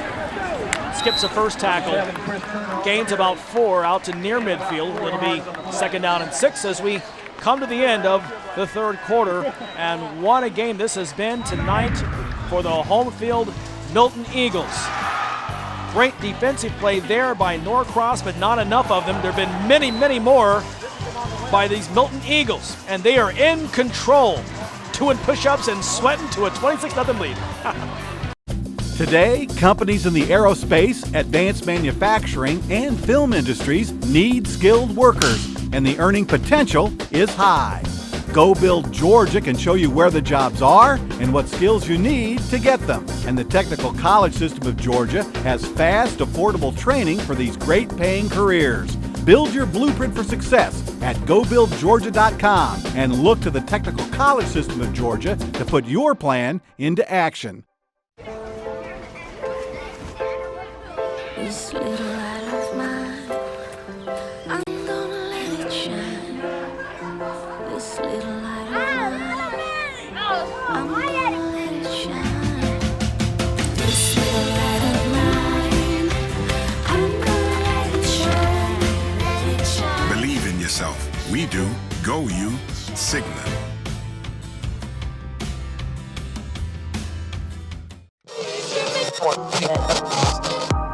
This is 88.5 FM, Atlanta's news source for your news and information. Good morning. Let's start the conversation. What's on your mind, Atlanta? We want to hear from you. The news and information you've been looking for is here on 88.5. From Peachtree City to Piedmont Park, from Norcross to Decatur, GPB Atlanta is the source for stories from your community. All news, all information, all day. These are my classmates. In 9th grade, there were 100 of us. That's me. Only 56 of us graduated high school. And only 37 of us decided to continue our schooling at 2- and 4-year colleges. Can you believe out of 37, only 9 finished? Guys, we can do better than that. Let's complete the picture. Under siege. It was like a scene out of a horror movie. From polar peril, A Churchill man attacked by a polar bear, to great white worries. Whoa. And the croc attack capital of the world. Come out of the water. When protected species attack, what do we do? Mark Evans is on a mission. You cannot imagine how terrifying that would be. To detect and deter. It's time for us to get out of here. Before it's too late. Operation Maneater. On Y Wednesday at 10, only on GPB.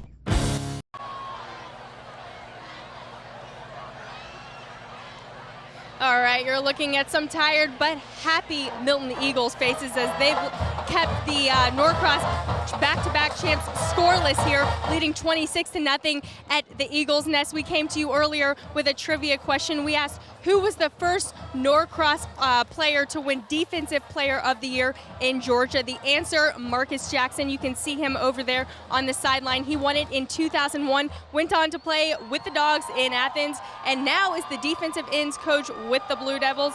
So Brandon Brigman, he answered the question on Twitter, answered it quickly. You are a trivia winner for the night, and you get a Football Fridays in Georgia t-shirt to cap off that win. We'll be sending it your way. Back to you guys in the booth. Okay, Grace, thanks so much. Thank you, Grace. Yeah, he was quite a player, wasn't he? Yeah, he was. Does a good job with that D-line. He does. Produce a lot of great talent at Norcross. He does, and this is a learning experience for them tonight.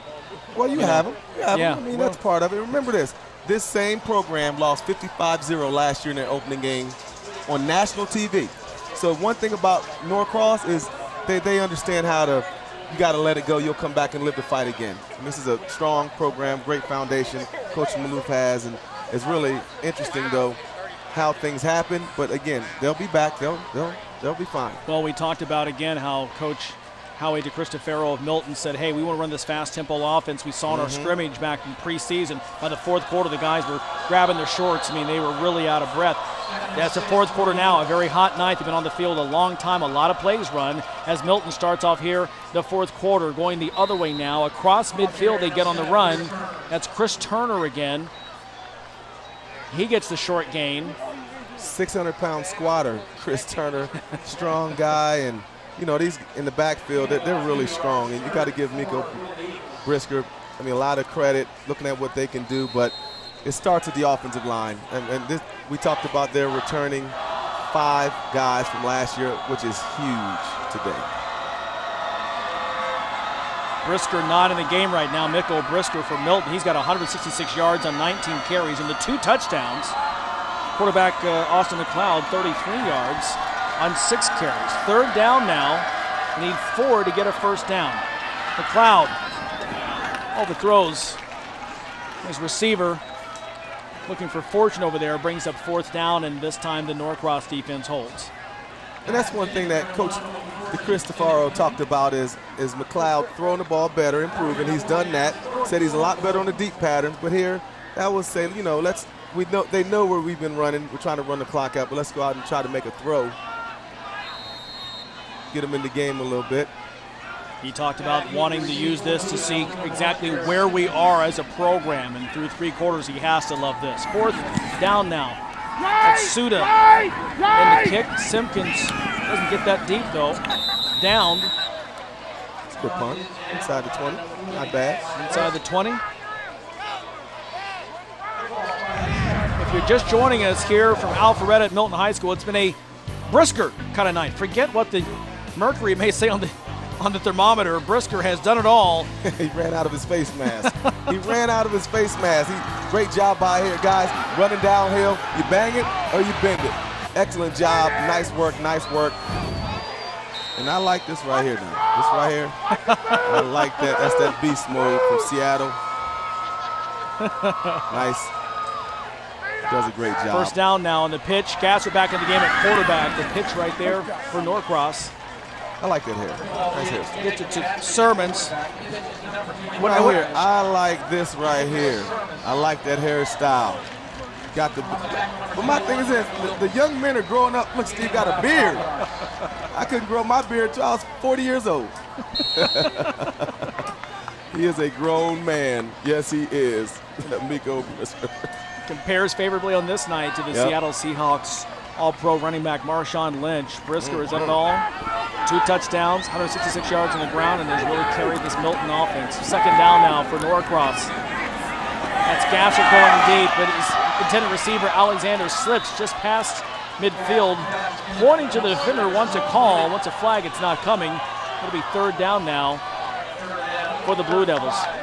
You know, it's really interesting talking to Coach DeCristofaro about the new culture, how he's had to evolve after 32 years. Now they play music at practice, all different genres, rap, country, and it's just, he says it gets the tempo going with the young kids, because that's what everybody's doing right now. You go to SEC teams, they're playing music.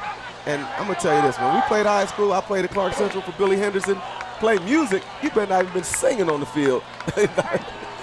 It's cool, though. I mean, hey, that's changing with the times. I like how coaches do it. 33 years of coaching. He said, you got to adjust. He said, either you change or you die as a coach. And he's living right tonight. Third down. Pass to the sideline, gets it complete to Jared Simpkins. That's enough for a Blue Devils first down. One more look at it. Well, it's a good job right here, running. Good job running and throwing, getting him out of the pocket. Nice catch.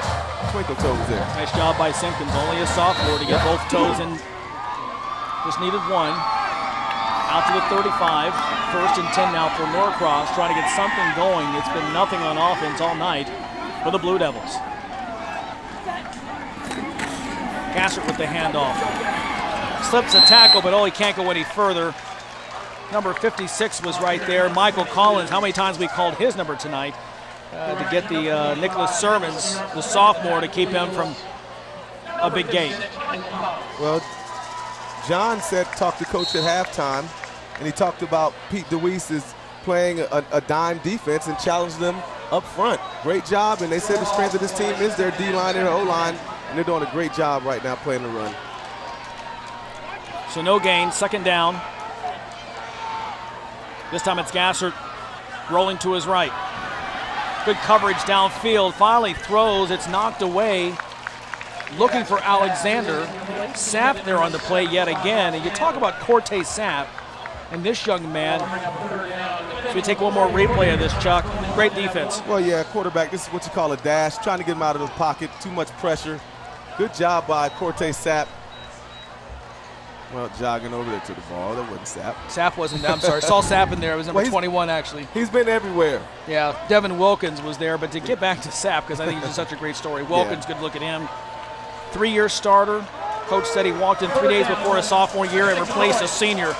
Never missed a day of lifting. Said he's just an outstanding kid. Leader of this defense for Milton. Gassert, nice toss there to Sermons. But the defense is there, and there's Sapp leading the way and stopping the Blue Devils on third down. Well, swing screen, you know, they're going to have to make some plays downfield. And at this point, you're down 26-0. You're Norcross. You got to work on trying to get vertical and improving throwing downhill, throwing downfield. And that's going to be one of the things that you want to focus on now. It's tough, though, when you got that front coming from Milton. Cortez Sapp has been there, 2 interceptions, 1 he returned for a touchdown. Fourth down now, the punt. Fair catch is called by the backpedaling Franklin. 47-yard kick, that's a good punt. Back to the 16, that's where Milton will take over. First down and 10, 8:26 on the clock as it's 26-0. We'll take a break here from Milton High School. The Eagles in control over Norcross, 26-0.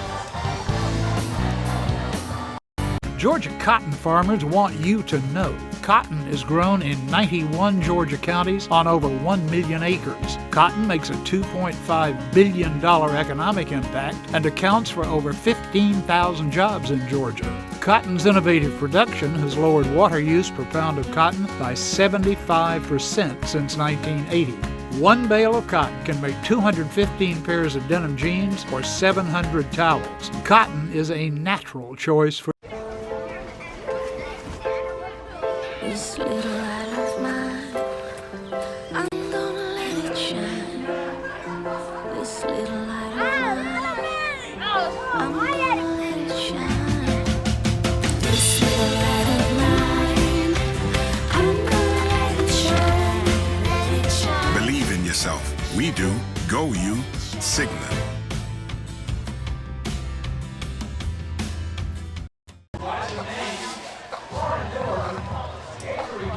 Welcome back to Milton High School. 26-0. The Eagles on top. Larry Smith, Chuck Smith, and John Nelson with you here on the call. You know, this month GPB brings you an all-new Ken Burns special, The Roosevelts, an intimate history which chronicles the lives of Theodore, Franklin, and Eleanor Roosevelt, 3 members of the most prominent and influential family in American politics. The series encompasses the history the Roosevelts helped to shape our national parks, the Panama Canal, the innovative New Deal programs, the defeat of Hitler, and the post-war struggles for civil rights. Don't miss this 7-part film premiering Sunday, September 14th at 8 p.m. and airing all week long here on GPB. Really can't wait to see this. I heard Doris Kearns Goodwin talking about this recently. We're excited to see that here in GPB. 26-0 right here, as again, we were talking about what these Eagles have done. Norcross, just 70 yards on offense. Total offense. Total offense.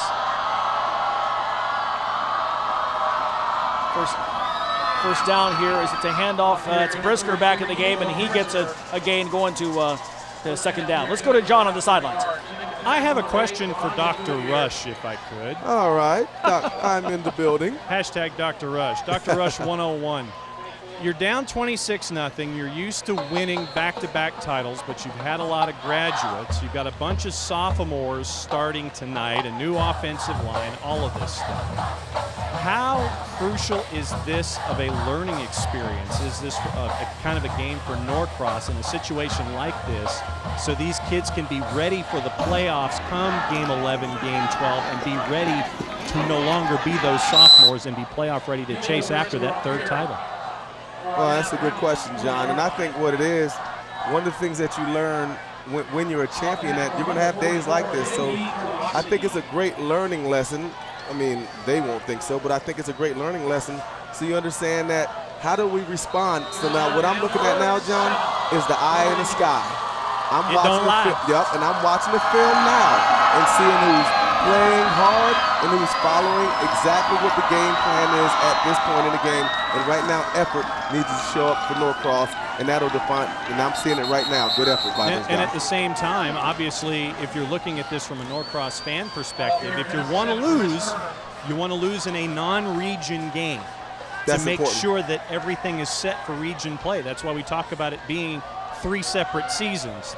The preseason, which is non-region, region, which is the second, which hopefully gets you ready for that third season. Yeah, and that's important because they're going to have a tough region coming up. You got North Gwinnett, you're going to have Peachtree Ridge. Looks like they're really improved this year. And the point is, they're young. And these things happen, but the point is they got to figure it out, fix the little things. And the first thing is penalties, John. Too many penalties tonight for Norcross, and those are things that you can control. So those kind of things you got to definitely focus on, but they'll be fine. And taking advantage of the opportunities that are given to you, which they didn't do when Milton was having problems. Yeah, speaking of getting to that, looking at the Norcross schedule right now, you see again they're playing Milton tonight and right now headed toward a loss. They have next week off before they begin region play. And as you can see there again, some tough games. We already saw Peachtree Ridge last week, what they can do. North Gwinnett is always tough. This is a tough road ahead, but again, a learning experience tonight. And how they respond. Coach Maloof has 2 weeks now to take this tape and work on his young players for that first region game. And I know what kind of program Coach runs.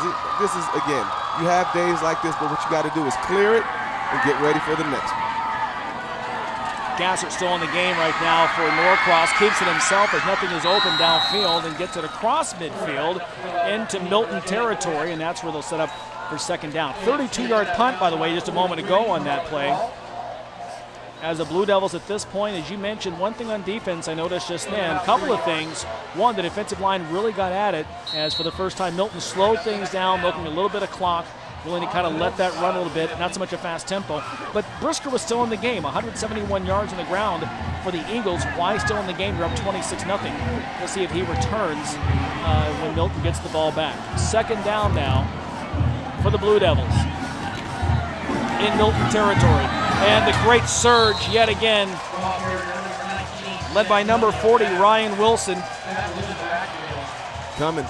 They had a blitz called, and he was in the right place at the right time. Here we go, just comes downhill, fills his gap. Excellent job. Excellent job by Ryan Wilson. Coming downhill. They were blitzing anyway if it was a pass. They're just putting their ears back now. Wilson's had a great night. Keep in mind that he's in the game at an outside linebacker because Christian King tore his ACL last week, so Wilson, the substitute starter, and doing a great job tonight for these Milton Eagles. Third down now. Gassert looking to pass. Again, he's under pressure. Rolling. Looking left. He's got Alexander. First down and more. Out to the 40. The question is, because he ran backwards, he looked like he was going to be tackled, but then he had the first down, ran back to the 45. That's where they're going to spot it, and it'll be a 4th down, tackled by Sapp for Milton. Well, you're exactly right. You never want to lose ground to gain ground. I don't believe in that, but he's trying to make a play. Right now, they haven't scored. He's just trying to make a play, and that at this point, he's competing. I don't have a problem with that. You're down 26-0. He's trying to make a play.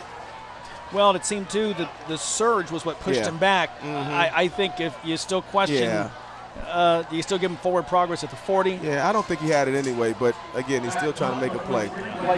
Brings up 4th and 4. Blue Devils punting. Fair catch call that goes into the end zone and through for a touchback, and Milton will be forced into the end zone at the 20-yard line. 45 yards there on the punt. John Nelson now joins us again on the sidelines. John? I could use this as a way to tease the GPB Sports app, but I'll let the two of you do that as a little later on since I'm carrying them off of gpb.org. A couple of scoring updates. Carrollton taking it on the chin again tonight, losing to Calhoun this time by the score of 34-6. Also on the board, you look at a team like Tucker. Tucker, having lost to Miami Booker T last week, they're taking it out on Stone Mountain 63-0 at the half. That's going to have a running clock in the second half. Also on the board, look at games like Pierce County. Pierce County beating Bacon County 26-0 third quarter. Rough start for Ken Kofer in his debut at Bacon County. Also, you've got Peachtree Ridge beating Parkview 41-21. That's a 4th quarter score. And I'm kind of scrolling here because I'm looking for a Clark Central score. There we go. Oh, by the way, Lanier 21, Clark Central 7. That's at the break. We're going to have a lot more scores as we go here on the night. Also on the post-game show, we're going to update you. And by the way, GPB has a sports app. It's very, very popular. Download it. It's for free. As Chuck has said, if it's free, it's me. You can go to our website, gpb.org. You can download a whole bunch of different things and keep up to date and be as fast on the scores as I do, except actually I'm faster on the scores than you, even if you do download the app. So let's send it back upstairs. We'll have more scores as we go and more in the postgame show coming up, guys. Okay, thanks, John. You saw there a Norcross penalty, so made it 1st and 5. Broadnax there on the stop, the senior defensive tackle, number 96 for Norcross. So Milton now 2nd down. That was McLeod on the carry. He talked about two things that are near and dear to my heart, John Nelson. Ed Dudley at Carrollton, that was my 8th and 9th grade coach, now at Carrollton. I think there might be 0-3, and Clark Central, my alma mater. Got to watch out with that now. Tough day. 2nd down, about 2 now for Milton. Carry, it's Turner on the carry. Brisker may be done for the night. What a night he's had. He's on the sideline, helmet off, just enjoying these final 3:25.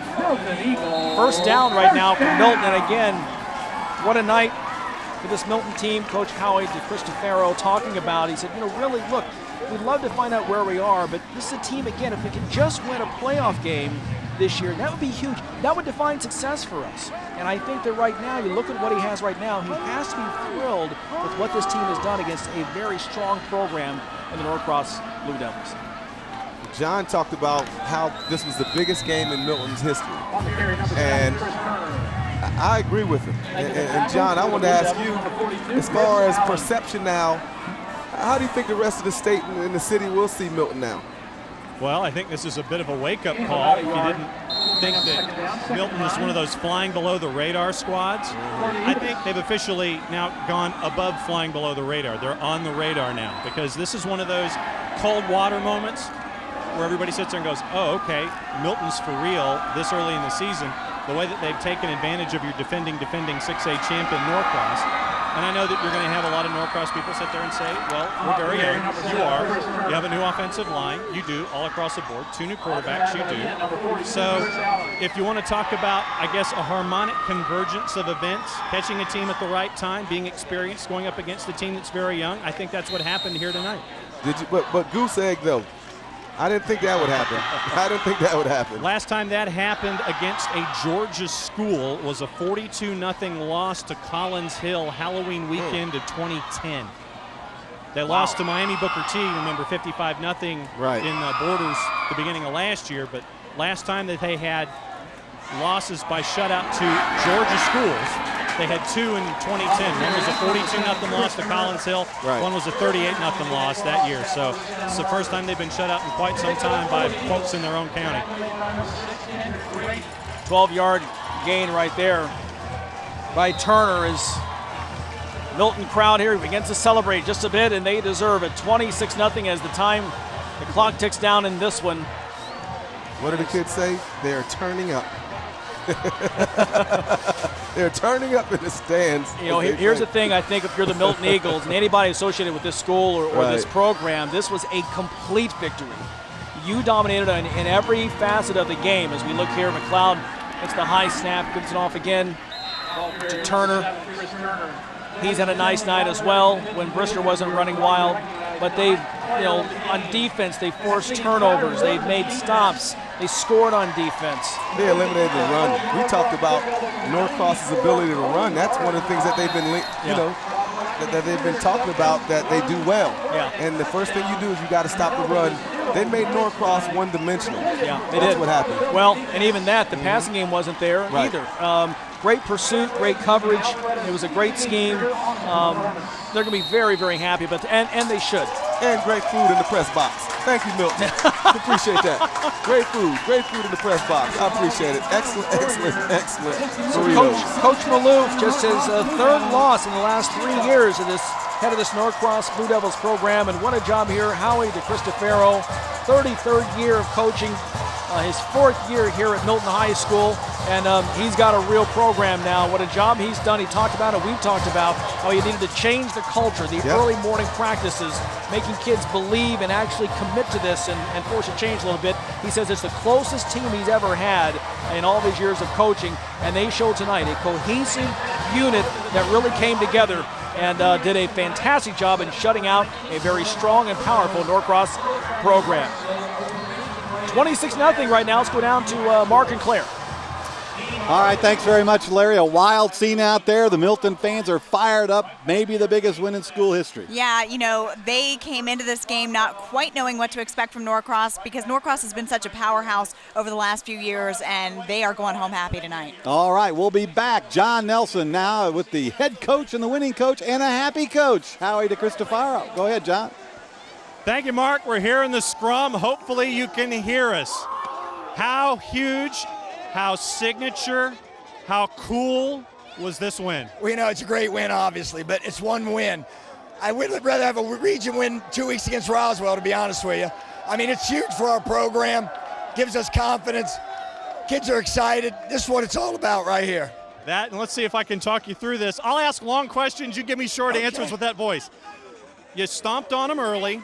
You kept momentum, and you kept the pedal down. That's obviously been your philosophy the entire time, but it was pedal down the whole way. We just wanted to make as few mistakes, let our defense play football. That's what we thought we're the best at defense. Keep them off the field, let our guys score, and we had a chance. All right, one more question before we go to break and start the show. How much are you going to celebrate this? Probably none. We'll be getting ready for Roswell. As much as I'd love to, we'll meet tomorrow morning at 7 o'clock, so we're getting ready for Roswell. Congratulations. Go celebrate. I will. Thank you very much. From the Eagles Nest, a signature win for Howie DeCristofaro and the Milton Eagles. The post-game show on GPB is up after this. Football Fridays in Georgia on GPB is made possible in part by Regions Bank. It's time to expect more. Georgia's Electric Membership Corporation, lighting the way. Technical College System of Georgia. Learn more, earn more. Cigna, go you. And viewers like you, thank you.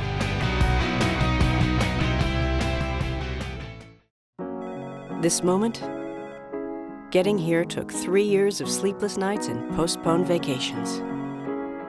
Your dad said play it safe. Your husband kept the faith. But franchising is why you partnered with Regions in the first place. We share your vision for moving forward. And at moments like this, that makes all the difference. Is your business at a turning point? Regions. At the heart of our community are the businesses that don't skip a beat. Georgia's Electric Membership Cooperatives stand behind local commerce. Whether keeping farms running or shining a light on new ventures, we bring business, large and small, to our communities.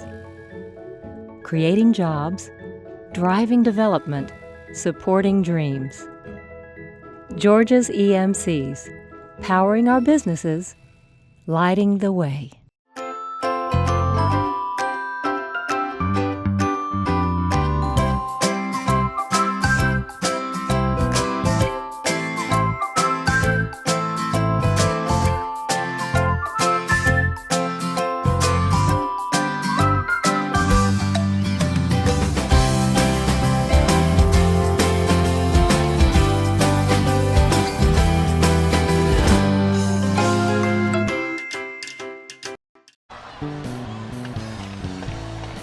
You're looking live at the Eagles' nest, and the Eagle has landed 26-0, dropping the goose egg on the two-time defending champion Norcross Blue Devils tonight. Maybe the biggest win in Milton Eagle football history, 26-0. Hi again, everybody. I am Mark Harmon. Welcome to the GPB Football Fridays in Georgia post-game show. I'm Claire Sims. We're going to have scores from around the state. We're going to have highlights from this game and some post-interviews coming up in just a little bit. Plus, some friends from Georgia Traveler are going to join us to show you some great stuff they've been working on.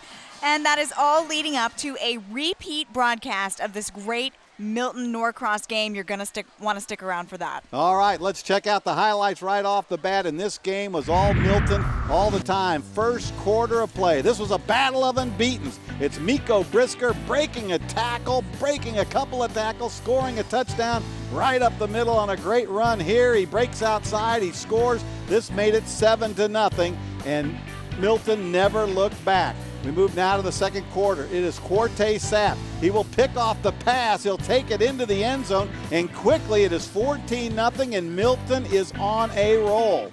Late in the second quarter, a bad snap. This leads to a safety, 16-0. In the third quarter, it is Miko Brisker breaking free, scoring his second touchdown of the game to make it 23-0. And Milton goes on to win this football game 23-0. Your 26-0, your final score. All right, now we're going to send it over to John Nelson, who is standing by with one of the star players of tonight's game. Two star players of tonight's game, John. Two star players. I have offense on one side, Miko Brisker. I have defense on the other side, Quarte Sapp. Miko, if you would, close ranks. What was it like hitting the B button all night long behind that offensive line of yours and getting the big night you had? Oh, man, I owe it all to the line. They opened up the holes for me, and all I had to do was make one or two moves, and after that, I knew we had them. All right, so then to get a win like this, how huge is it? It's huge, man. Being the number 3 team in the state, everyone around Georgia's going to know who we are now. We made a name for ourselves tonight. All right, let's go over here to defense while we're showing the touchdown for Miko real quick. I know you had a couple of picks. Now, what was it like jumping from the 4, trying to get into the end zone on that one interception that you had? It's a feeling that I never have, and I can look back at it when I'm older, say that I've done it before. That you got hops? I mean, I played basketball, so. You got vert? Yeah, a little bit. So, once again, we talked about Miko. What was the week of preparation like here? You guys knew in your head that you could do this, but talk to us a little bit about what the week of prep was like. I just believe that the team, having the team believe in themselves. Even though the team that we just played, Norcross, won the state championship twice, back-to-back, we erased that from our slate and just took it as another team. We looked on the board, went through all the plays, all the keys, and that's what we did. So just take it as another team, no different. All right, back over here to Miko, about face. Thank you, Daryl. You have no earthly idea how much I appreciate what you're doing. Everyone talks about signature wins, how big it is for programs and things like that. But in talking to Coach D, it's like, okay, we might celebrate for a minute or two because we're back here at 7 o'clock because we want to win against Roswell. I mean, when you're going in steps from this moment forward, how long do you celebrate something like this? We enjoy this win. We're going to have fun tonight, but we also realize this is just one win. Our goal is state, trying to get to state. So it's a process, taking one day at a time, one game at a time. That's how we do it around here. All right, one last question for you, Quarte, before we send it back over to the studio. When you think about this, no playoff wins ever in the history of ever for Milton. How big a step is this? It's a big step. It's a ladder this year, and that's one step of that ladder to take on the state championship, whoever won the state twice, Norcross. So, I mean, it's a big step. All right, well, appreciate your time. Cortez Sapp, Miko Brisker. Go celebrate, guys. Go shower and have fun and all that kind of stuff. We're going to send it over to Claire as the postgame show continues. Thanks so much, John. Whether the fans were here in the stadium or at home on their couch gating, they had their thumbs very busy tonight, keeping our Grace Olson busy as she was checking in online with what everybody had to say. Grace, what are people talking about? That's right, Claire. We had a lot of couch gators tonight. We had people watching from all over the country. When I went into the stands earlier, those crazy stands were packed full of Red Out, and they were telling me, the family members were telling me, they had extended family watching in all these various states all over the country. We even had a man named David Stretch watching from Blackpool, England. He says he doesn't really have any connections here to Georgia other than his love for the Atlanta Falcons and his gained love for high school football through watching GPB Sports online. So how neat is it that we have viewers from all over the world watching our high school football programs? Also, make sure to download the GPB football app. We've been telling you it is a Bible for high school football. It has scores, it has rankings, it has news, it has all of our blogs. You can hear from me, Mark, and John, and Claire, and everybody. Everything is uploaded constantly all throughout the football season, and you truly cannot get more up-to-the-minute scores than our football app. Let's send it back over to the set with Mark. Thank you, Grace, very much. They're playing Queen here. We are the champions. We had that in our opener today to kick off today's coverage. Well, let's check out some of the scores from around the state. Some very exciting ones, some upsets and blowouts to talk about. Let's start off with Buford not taking on McEachern. Right now, the Wolves leading at 19-13 in the third. Number one ranked 6A team in the state. Colquitt County, no trouble with Chris County. It is 35-0 in the third. Camden County leading Glenn Academy 25-3. That game in the third. North Gwinnett 2 touchdowns better than Hillgrove right now, 28-14 in the fourth quarter. Hughes leading the Grayson Rams 16-14 in the fourth. Peachtree Ridge, you saw them last week on Football Fridays in Georgia. They won last week. They're leading this week over Parkview 41-21 in the fourth quarter. Meanwhile, it's Carver Columbus leading Creekside 19-13 at the half. Tucker big over Stone Mountain 63-0 at the half. It is Marist leading Lovett 27-7 in the fourth quarter, and top-ranked Washington County leading Mary Persons 24-0. Remember, you can get all the scores and info on the website, and you can download that GPB Sports app for free at the App Store. Now, let's check out our play of the game. The play of the game has to go to one player of the game who was absolutely sensational tonight, Miko Brisker. He scores the first touchdown of the game. He would carry 21 times for 171 yards and 2 touchdowns, and this first touchdown really set the tone for tonight's game. Milton came into this one a little bit of an underdog, but they played great. He scores 2 touchdowns, and that is our play of the game.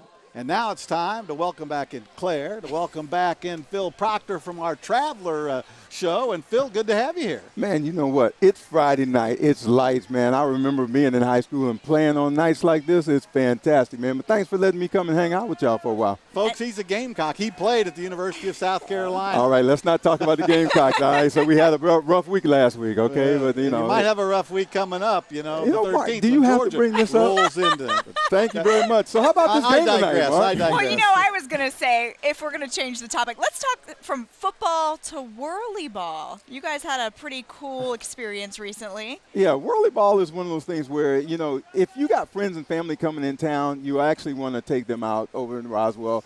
And it's a little bit of, let's say, hockey, basketball, soccer, but you're in bumper cars. And so you got to stay inside the car, by the way, because there's electric flow all over the place. So somehow or another, our Traveler team got hooked up with some other folks at GPB. And, well, let's just say we had a little friendly competition. Take a look. We now head to Roswell with the entire Traveler crew for a whirly ball and War Games Battle Royale. It's a place where legends are born, champions are crowned, and only the strong survive. Welcome to Roswell and the Georgia Traveler premiere of Whirly Ball.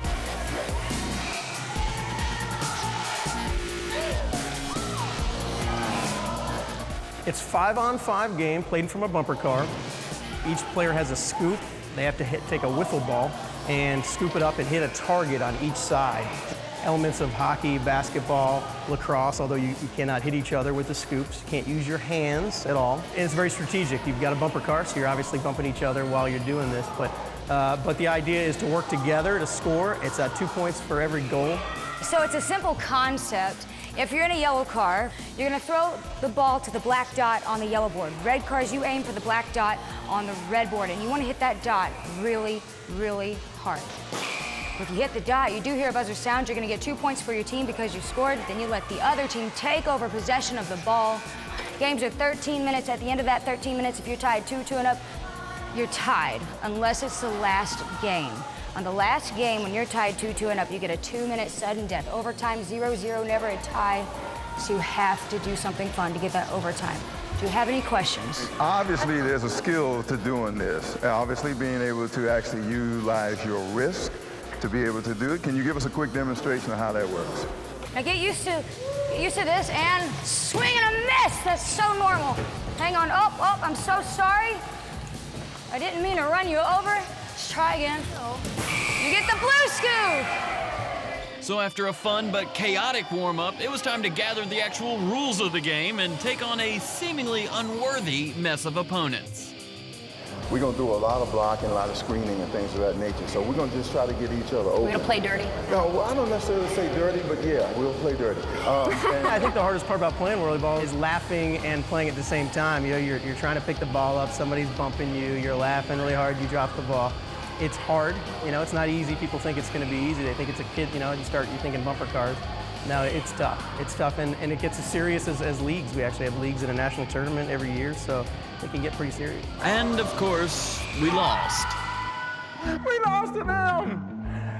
That one dude that was making all the shots. 6'10". Yeah, that's what I'm saying. He's about 6'11", man. Yeah. I can't believe, yeah. Synchronized underwater. Yeah, I think he's pro NBA. Like, look at him. Look, yeah. So from the action on the court, it was off to our latest adventure in this whirly ball complex known as War Games. Think laser tag with a computerized yet realistic twist. All right, so my gun is called Tank. You knew that was my nickname, right? This is our version. It's called Thor. Wait a minute, I get to be Thor today? You get to be Thor. You see, Thor and I have decided we've already won this game. Tank, Thor, and this guy. Storm. Isn't that a girl's name? My hair look good? Boom!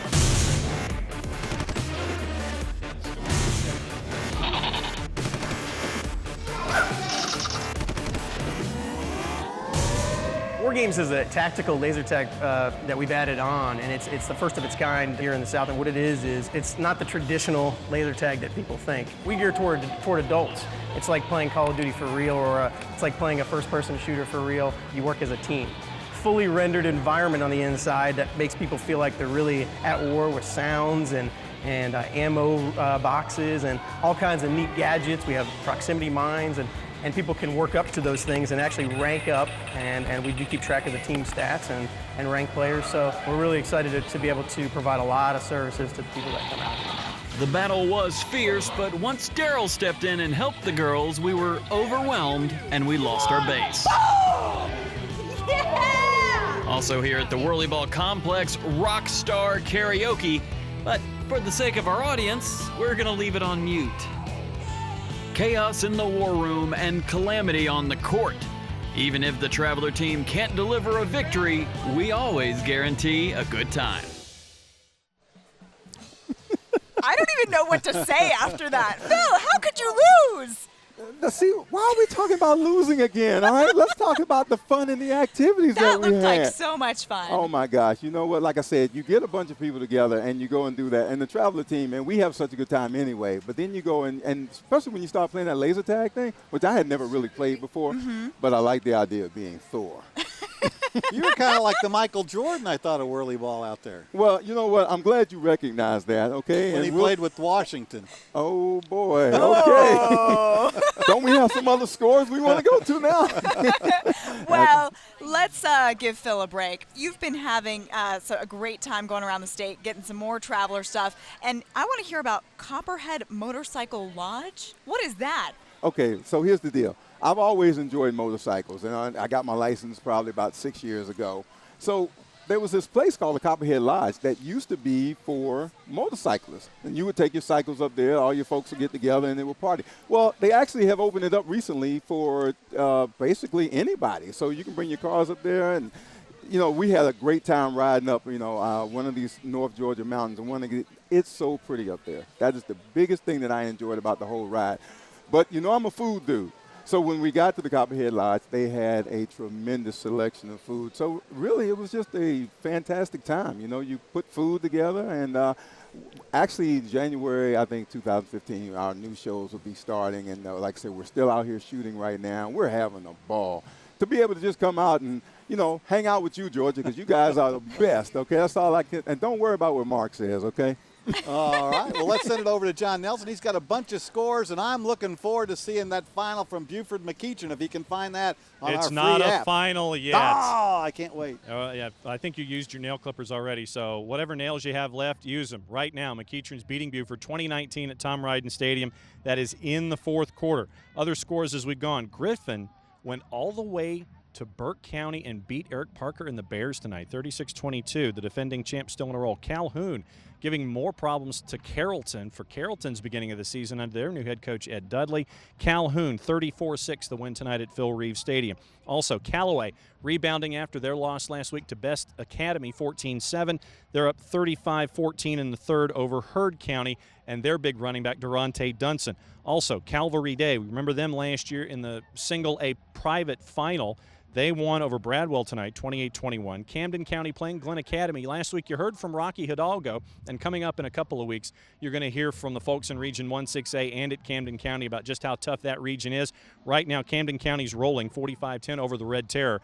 That is in the fourth quarter as well. Carver Columbus leading 19-13 at the half at McClung Memorial Stadium in Columbus over Creekside. We're going to catch up with Creekside in a couple of weeks, the reigning 5A champ, and see how well they're going after their season to the point so far. And we'll have highlights of this one next week in Johns, Georgia.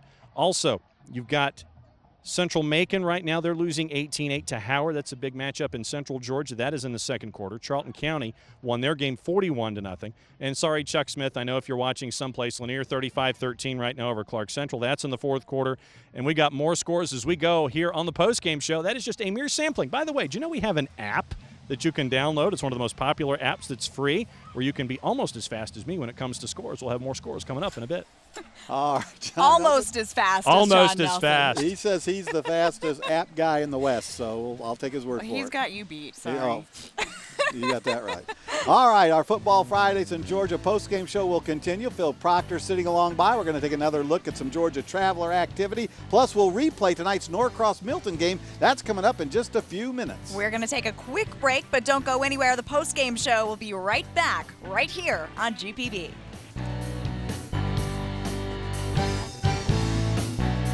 Joe gets up at 7 a.m., washes his face, gets dressed, grabs breakfast to go.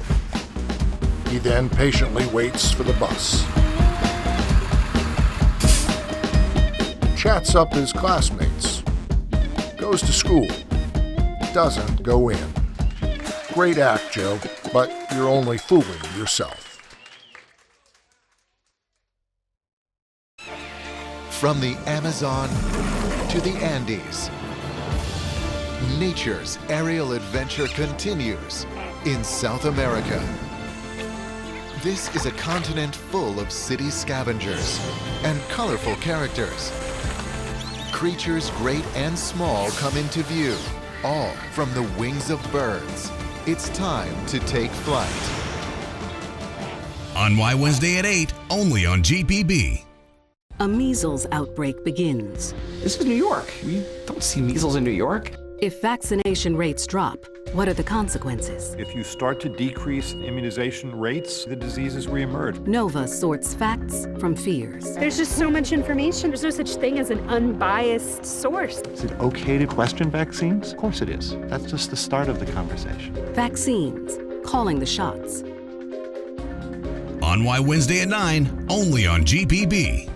When you wish upon a star, makes no difference who you are.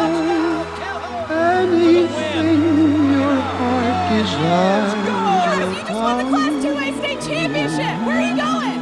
I'm going back to high school. your dreams come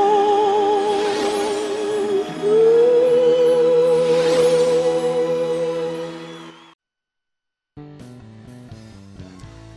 Welcome back to Milton, Georgia. Welcome back to the Eagles Nest. Welcome back to the GPB Football Fridays in Georgia post-game show as the Milton Eagles knock off the two-time defending 6A state champs Norcross Blue Devils by a score of 26-0 in a game they totally dominated from start to finish. Yep, we're going to show you a replay of that fantastic game in just a few minutes. But before we do, we want to welcome back in Phil Proctor of Georgia Traveler, who's been taking us all over the state and showing us the great things out there besides football. Well, yeah, there are a lot of things to see in Georgia. I mean, that's the great thing about Georgia Traveler is that we get a chance to go all over and get a chance to come and see you, Georgia, because I love being around my Georgia folks, man. And it is so much to see and do in this state. I've been here almost, 28 years, and I'm still finding things that I enjoy. One, Amicalola Falls. Now, we were talking about Amicalola. It sounds like it should have an extra vowel. It's hard to pronounce. Amicalola. Okay, don't mess me up. But anyway, one of the most majestic spots in Georgia, these great falls. I sat there and I just kind of looked at the water rolling down. But then I also took a 5-mile hike up to the Linfoot Hike Inn. Take a look and see what happened. Time to hit the Appalachian Trail with Phil as he explores the great outdoors in a lodge where you can literally hike in. It was one thing that Georgia has is a lot of great state parks. I'm here at one of them right now. This is Amicalola Falls State Park. And I'm standing under this archway. This is the beginning of the approach trail toward the Appalachian Trail. Now that's over 2,100 miles of trail stretching from here in Georgia up to Maine. But it also boasts of another attraction that's one of my favorites. It's the largest cascading waterfall east of the Mississippi. We have 9 trails in the park, but really only 2 give you an excellent view of the waterfall. And the first one is the base of the falls hike, which is also our Blue Appalachian Approach Trail. As you leave behind the visitor center and go through the arch, you'll take a left, go to the waterfall, and then it's a very strenuous hike up 604 stairs. What we've been going down today is our Westridge Trail, or the ADA Trail, which is designed for strollers and wheelchairs. And this is an easy 3/10 of a mile on down to the waterfall, where you get the best view from the bridge. It's a halfway point, 175 steps, difficulty, strenuous. What the heck? Amicalola Falls State Park is considered one of Georgia's 7 natural wonders.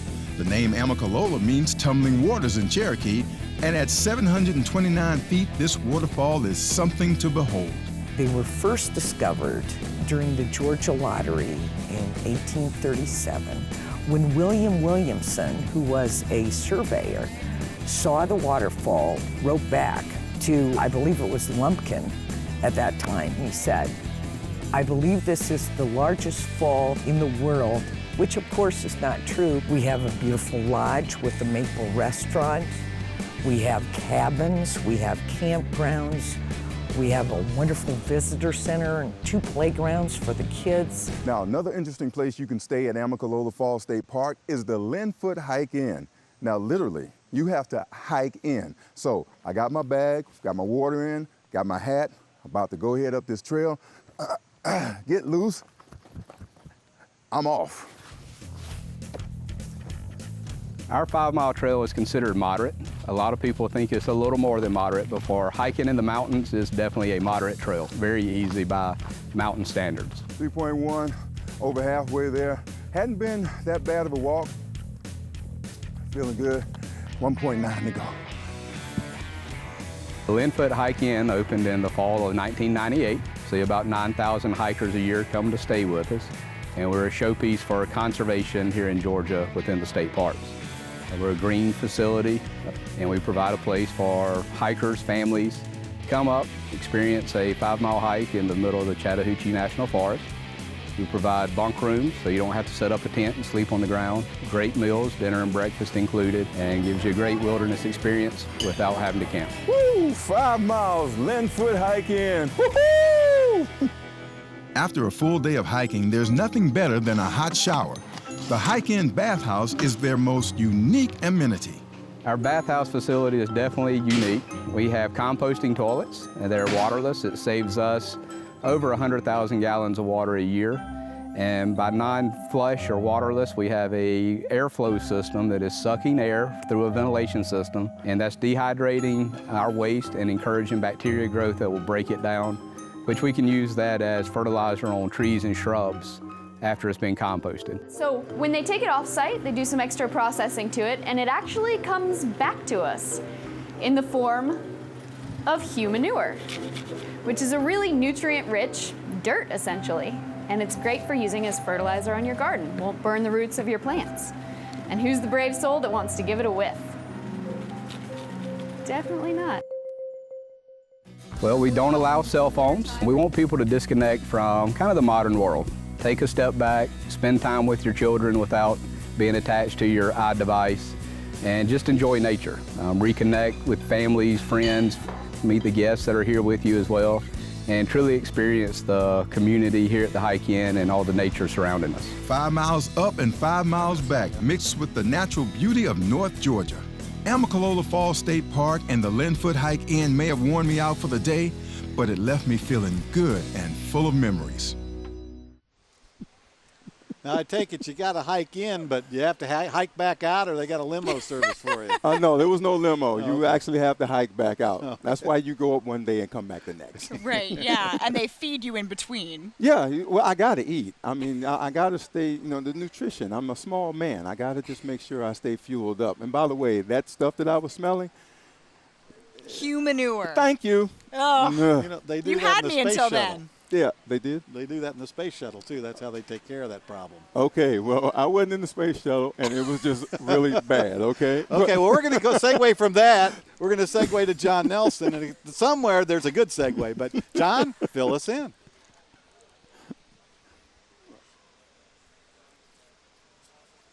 Well, we're going to get back to John later. We had a little mic bug there, but we will come back with more of our GPB post-game show right after this timeout. Stay with us. And don't forget, the replay of the game is coming up next.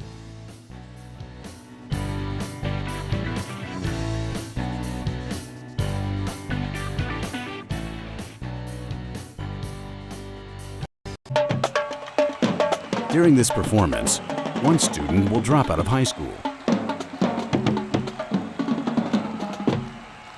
Be there for your big finish. This week on Georgia Traveler, we're all about strides and stallions. What kind of wildlife can we see out here? We see lots of birds. Oh yeah, a pelican passed by. Howdy, partner. Cowboy. Welcome to paradise. I hope this horse is enjoying this. Hang line drive left field. Not gonna try that again. Never seen anything like that. From the mountains to the coast on the next Georgia Traveler. Sunday at 7 on GPB. While most invasive species don't look as frightening as this snake, they all have the ability to turn an ecosystem upside down. Trees are under attack by a tiny beetle, but look how quickly the infestation spread. Giant snails eat everything in sight. Then there's this guy. Sunday at 7:30 on GPB. When I was in school, I wasn't very interested in what was going on in the classroom. I even considered dropping out. Did you know that high school dropouts commit about 75% of crimes? And they make $250,000 less than graduates in a lifetime? If you're struggling, find someone to talk to. That's what I did. And I graduated high school. And that is a decision that I will never regret.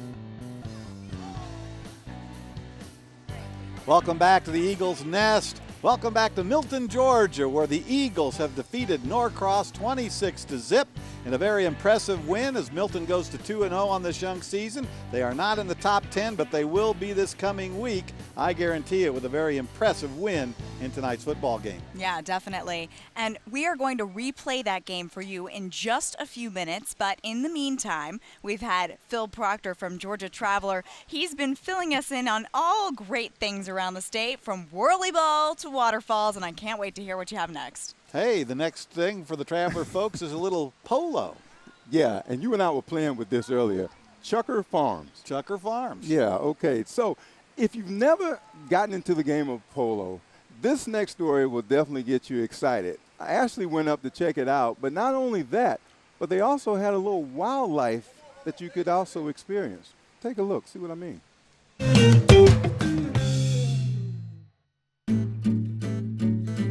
We begin this week's journey with a little giddy up in Alpharetta. Let's join Ashley for some polo at Chucker Farms. Welcome to a place where the phrase saddle up is synonymous with game on. Here at the Chucker Farm Polo Club in Alpharetta, Georgia, a half-ton animal in pursuit of play is the rarest sport you've ever seen on four legs. Howdy. For owner Jack Cashin, there really is no place like home. How can there be when home is one part wildlife reserve and one part sports club? Both parts for the benefit of the masses. When I came down to Atlanta in 1973, it was just wonderful, and I became a rebel almost immediately. Come on, goats, come up, come up, come up. You want to go in with them? My body was born in the north, but my soul was born in the south. I'm like, here we go, here we go. Oh, hoo-hee. Having always wanted a farm, Jack bought the 173-acre Chucker Farm in 1979. After learning to play polo at age 48, Jack created his own field in 1985. Today, his farm is always open to the public. We charge $20 per car, so if you got a bunch of people in the car, you can come in for $20. We play every Sunday from May into November, and I offer it to various organizations that want to raise money, fundraising. So then they come, they do their thing, we play polo, and they make money. And for instance, today we have Parkinson's, and Parkinson's averages about $65,000 for the day.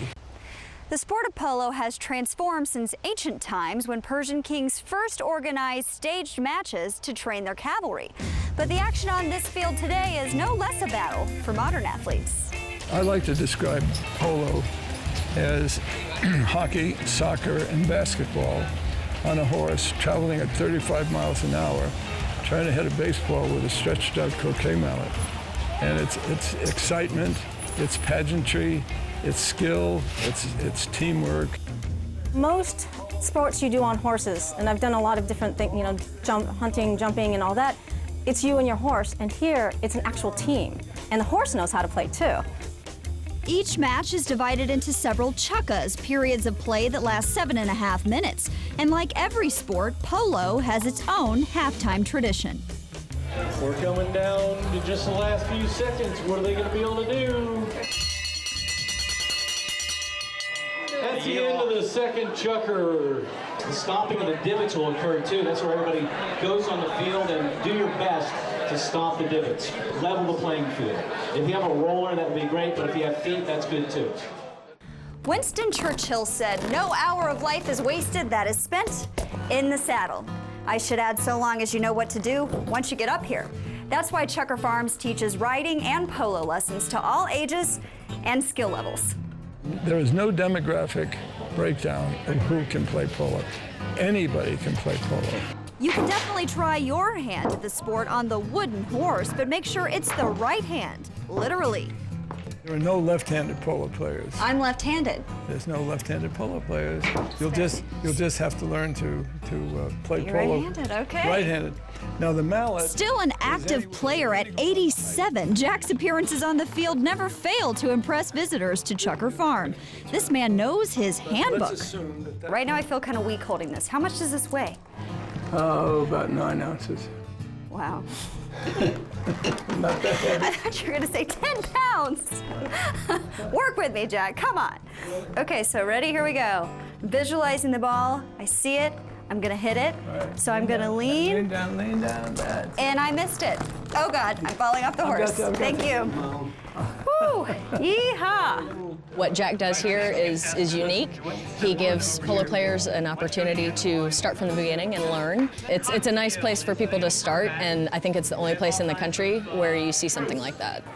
Cashin's passion for his polo horses can best be described as unbridled. Well, in many ways, I think of my farm as horse heaven, because the horses are out living the way nature intended. What's your name?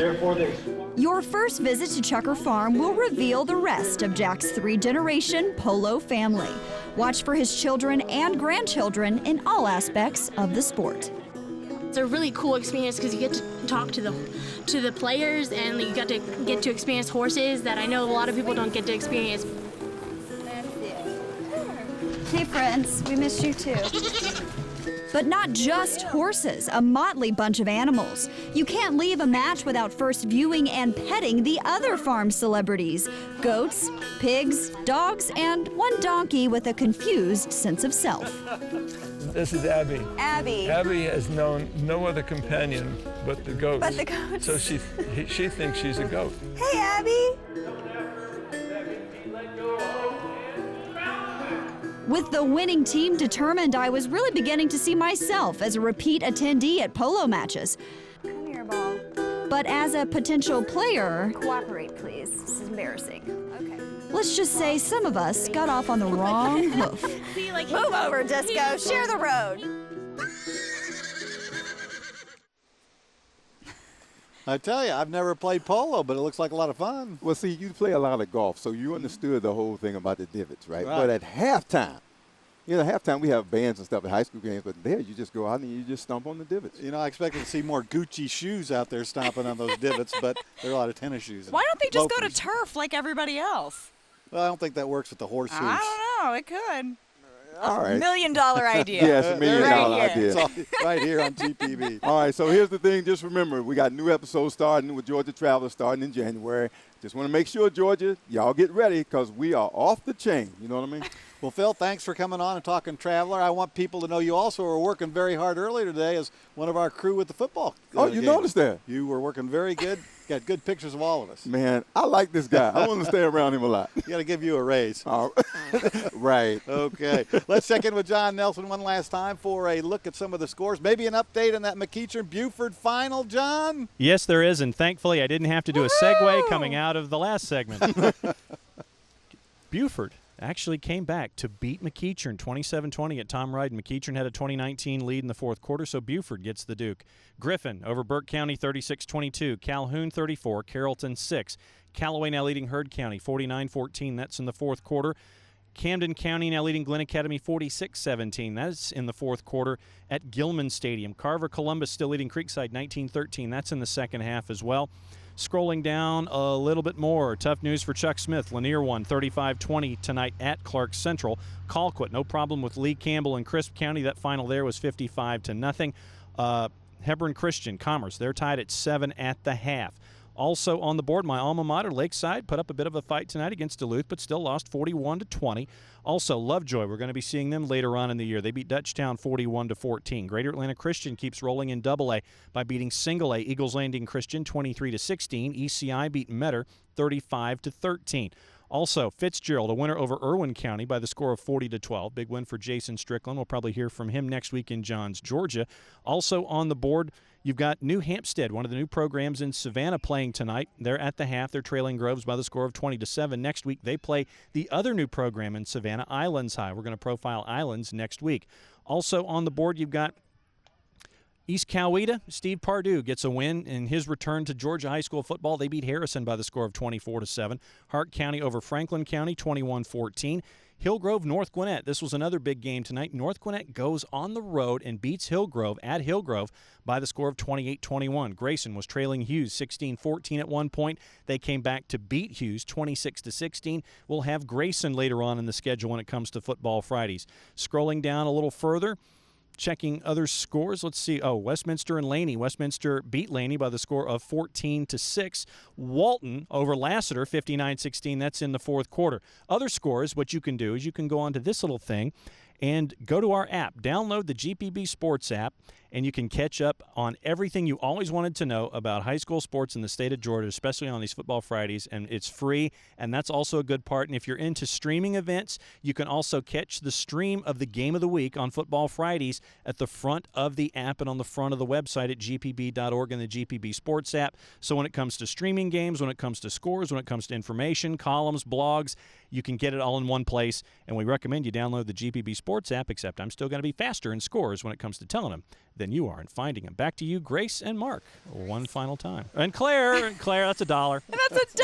That's owe me $1. I had it, I had it going the entire time.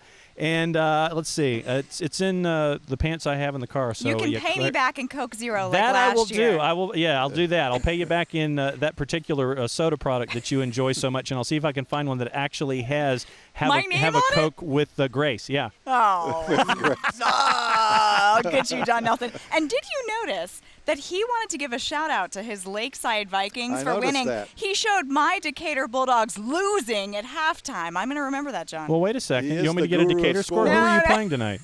Who is Decatur playing? Did you guys have a home game? I don't even remember. I don't know. Actually, you're playing Jackson, Atlanta, and I think it looks like it was a late game. There hasn't been no score reported. So as of right now, you're scoreless. All right, we'll have to check the app later on. Bye. Thanks so much. Well, that's it for our Football Fridays in Georgia wrap-up show at tonight's Norcross and Milton game. All right, next week we're at Halford Stadium. It is a huge game. The Lions of MLK will take on the Tigers of Tucker. The All Access Pass begins at 7 o'clock. The game kicks off at 7:30 with Matt Stewart and Larry Smith with the call. And don't forget, a repeat broadcast of the All Access Pass and tonight's Norcross Milton game is just a couple of minutes away. You can see all the action once again. All right, so for all of us here at GPB Sports, thank you so much for joining us for this second week of Football Fridays in Georgia. Remember, we're going to have you covered all season long through the playoffs, and we will see you back at the Georgia Dome for those championships December 12th and 13th. So until next time, from Halford Stadium, have a great week, and so long, everybody.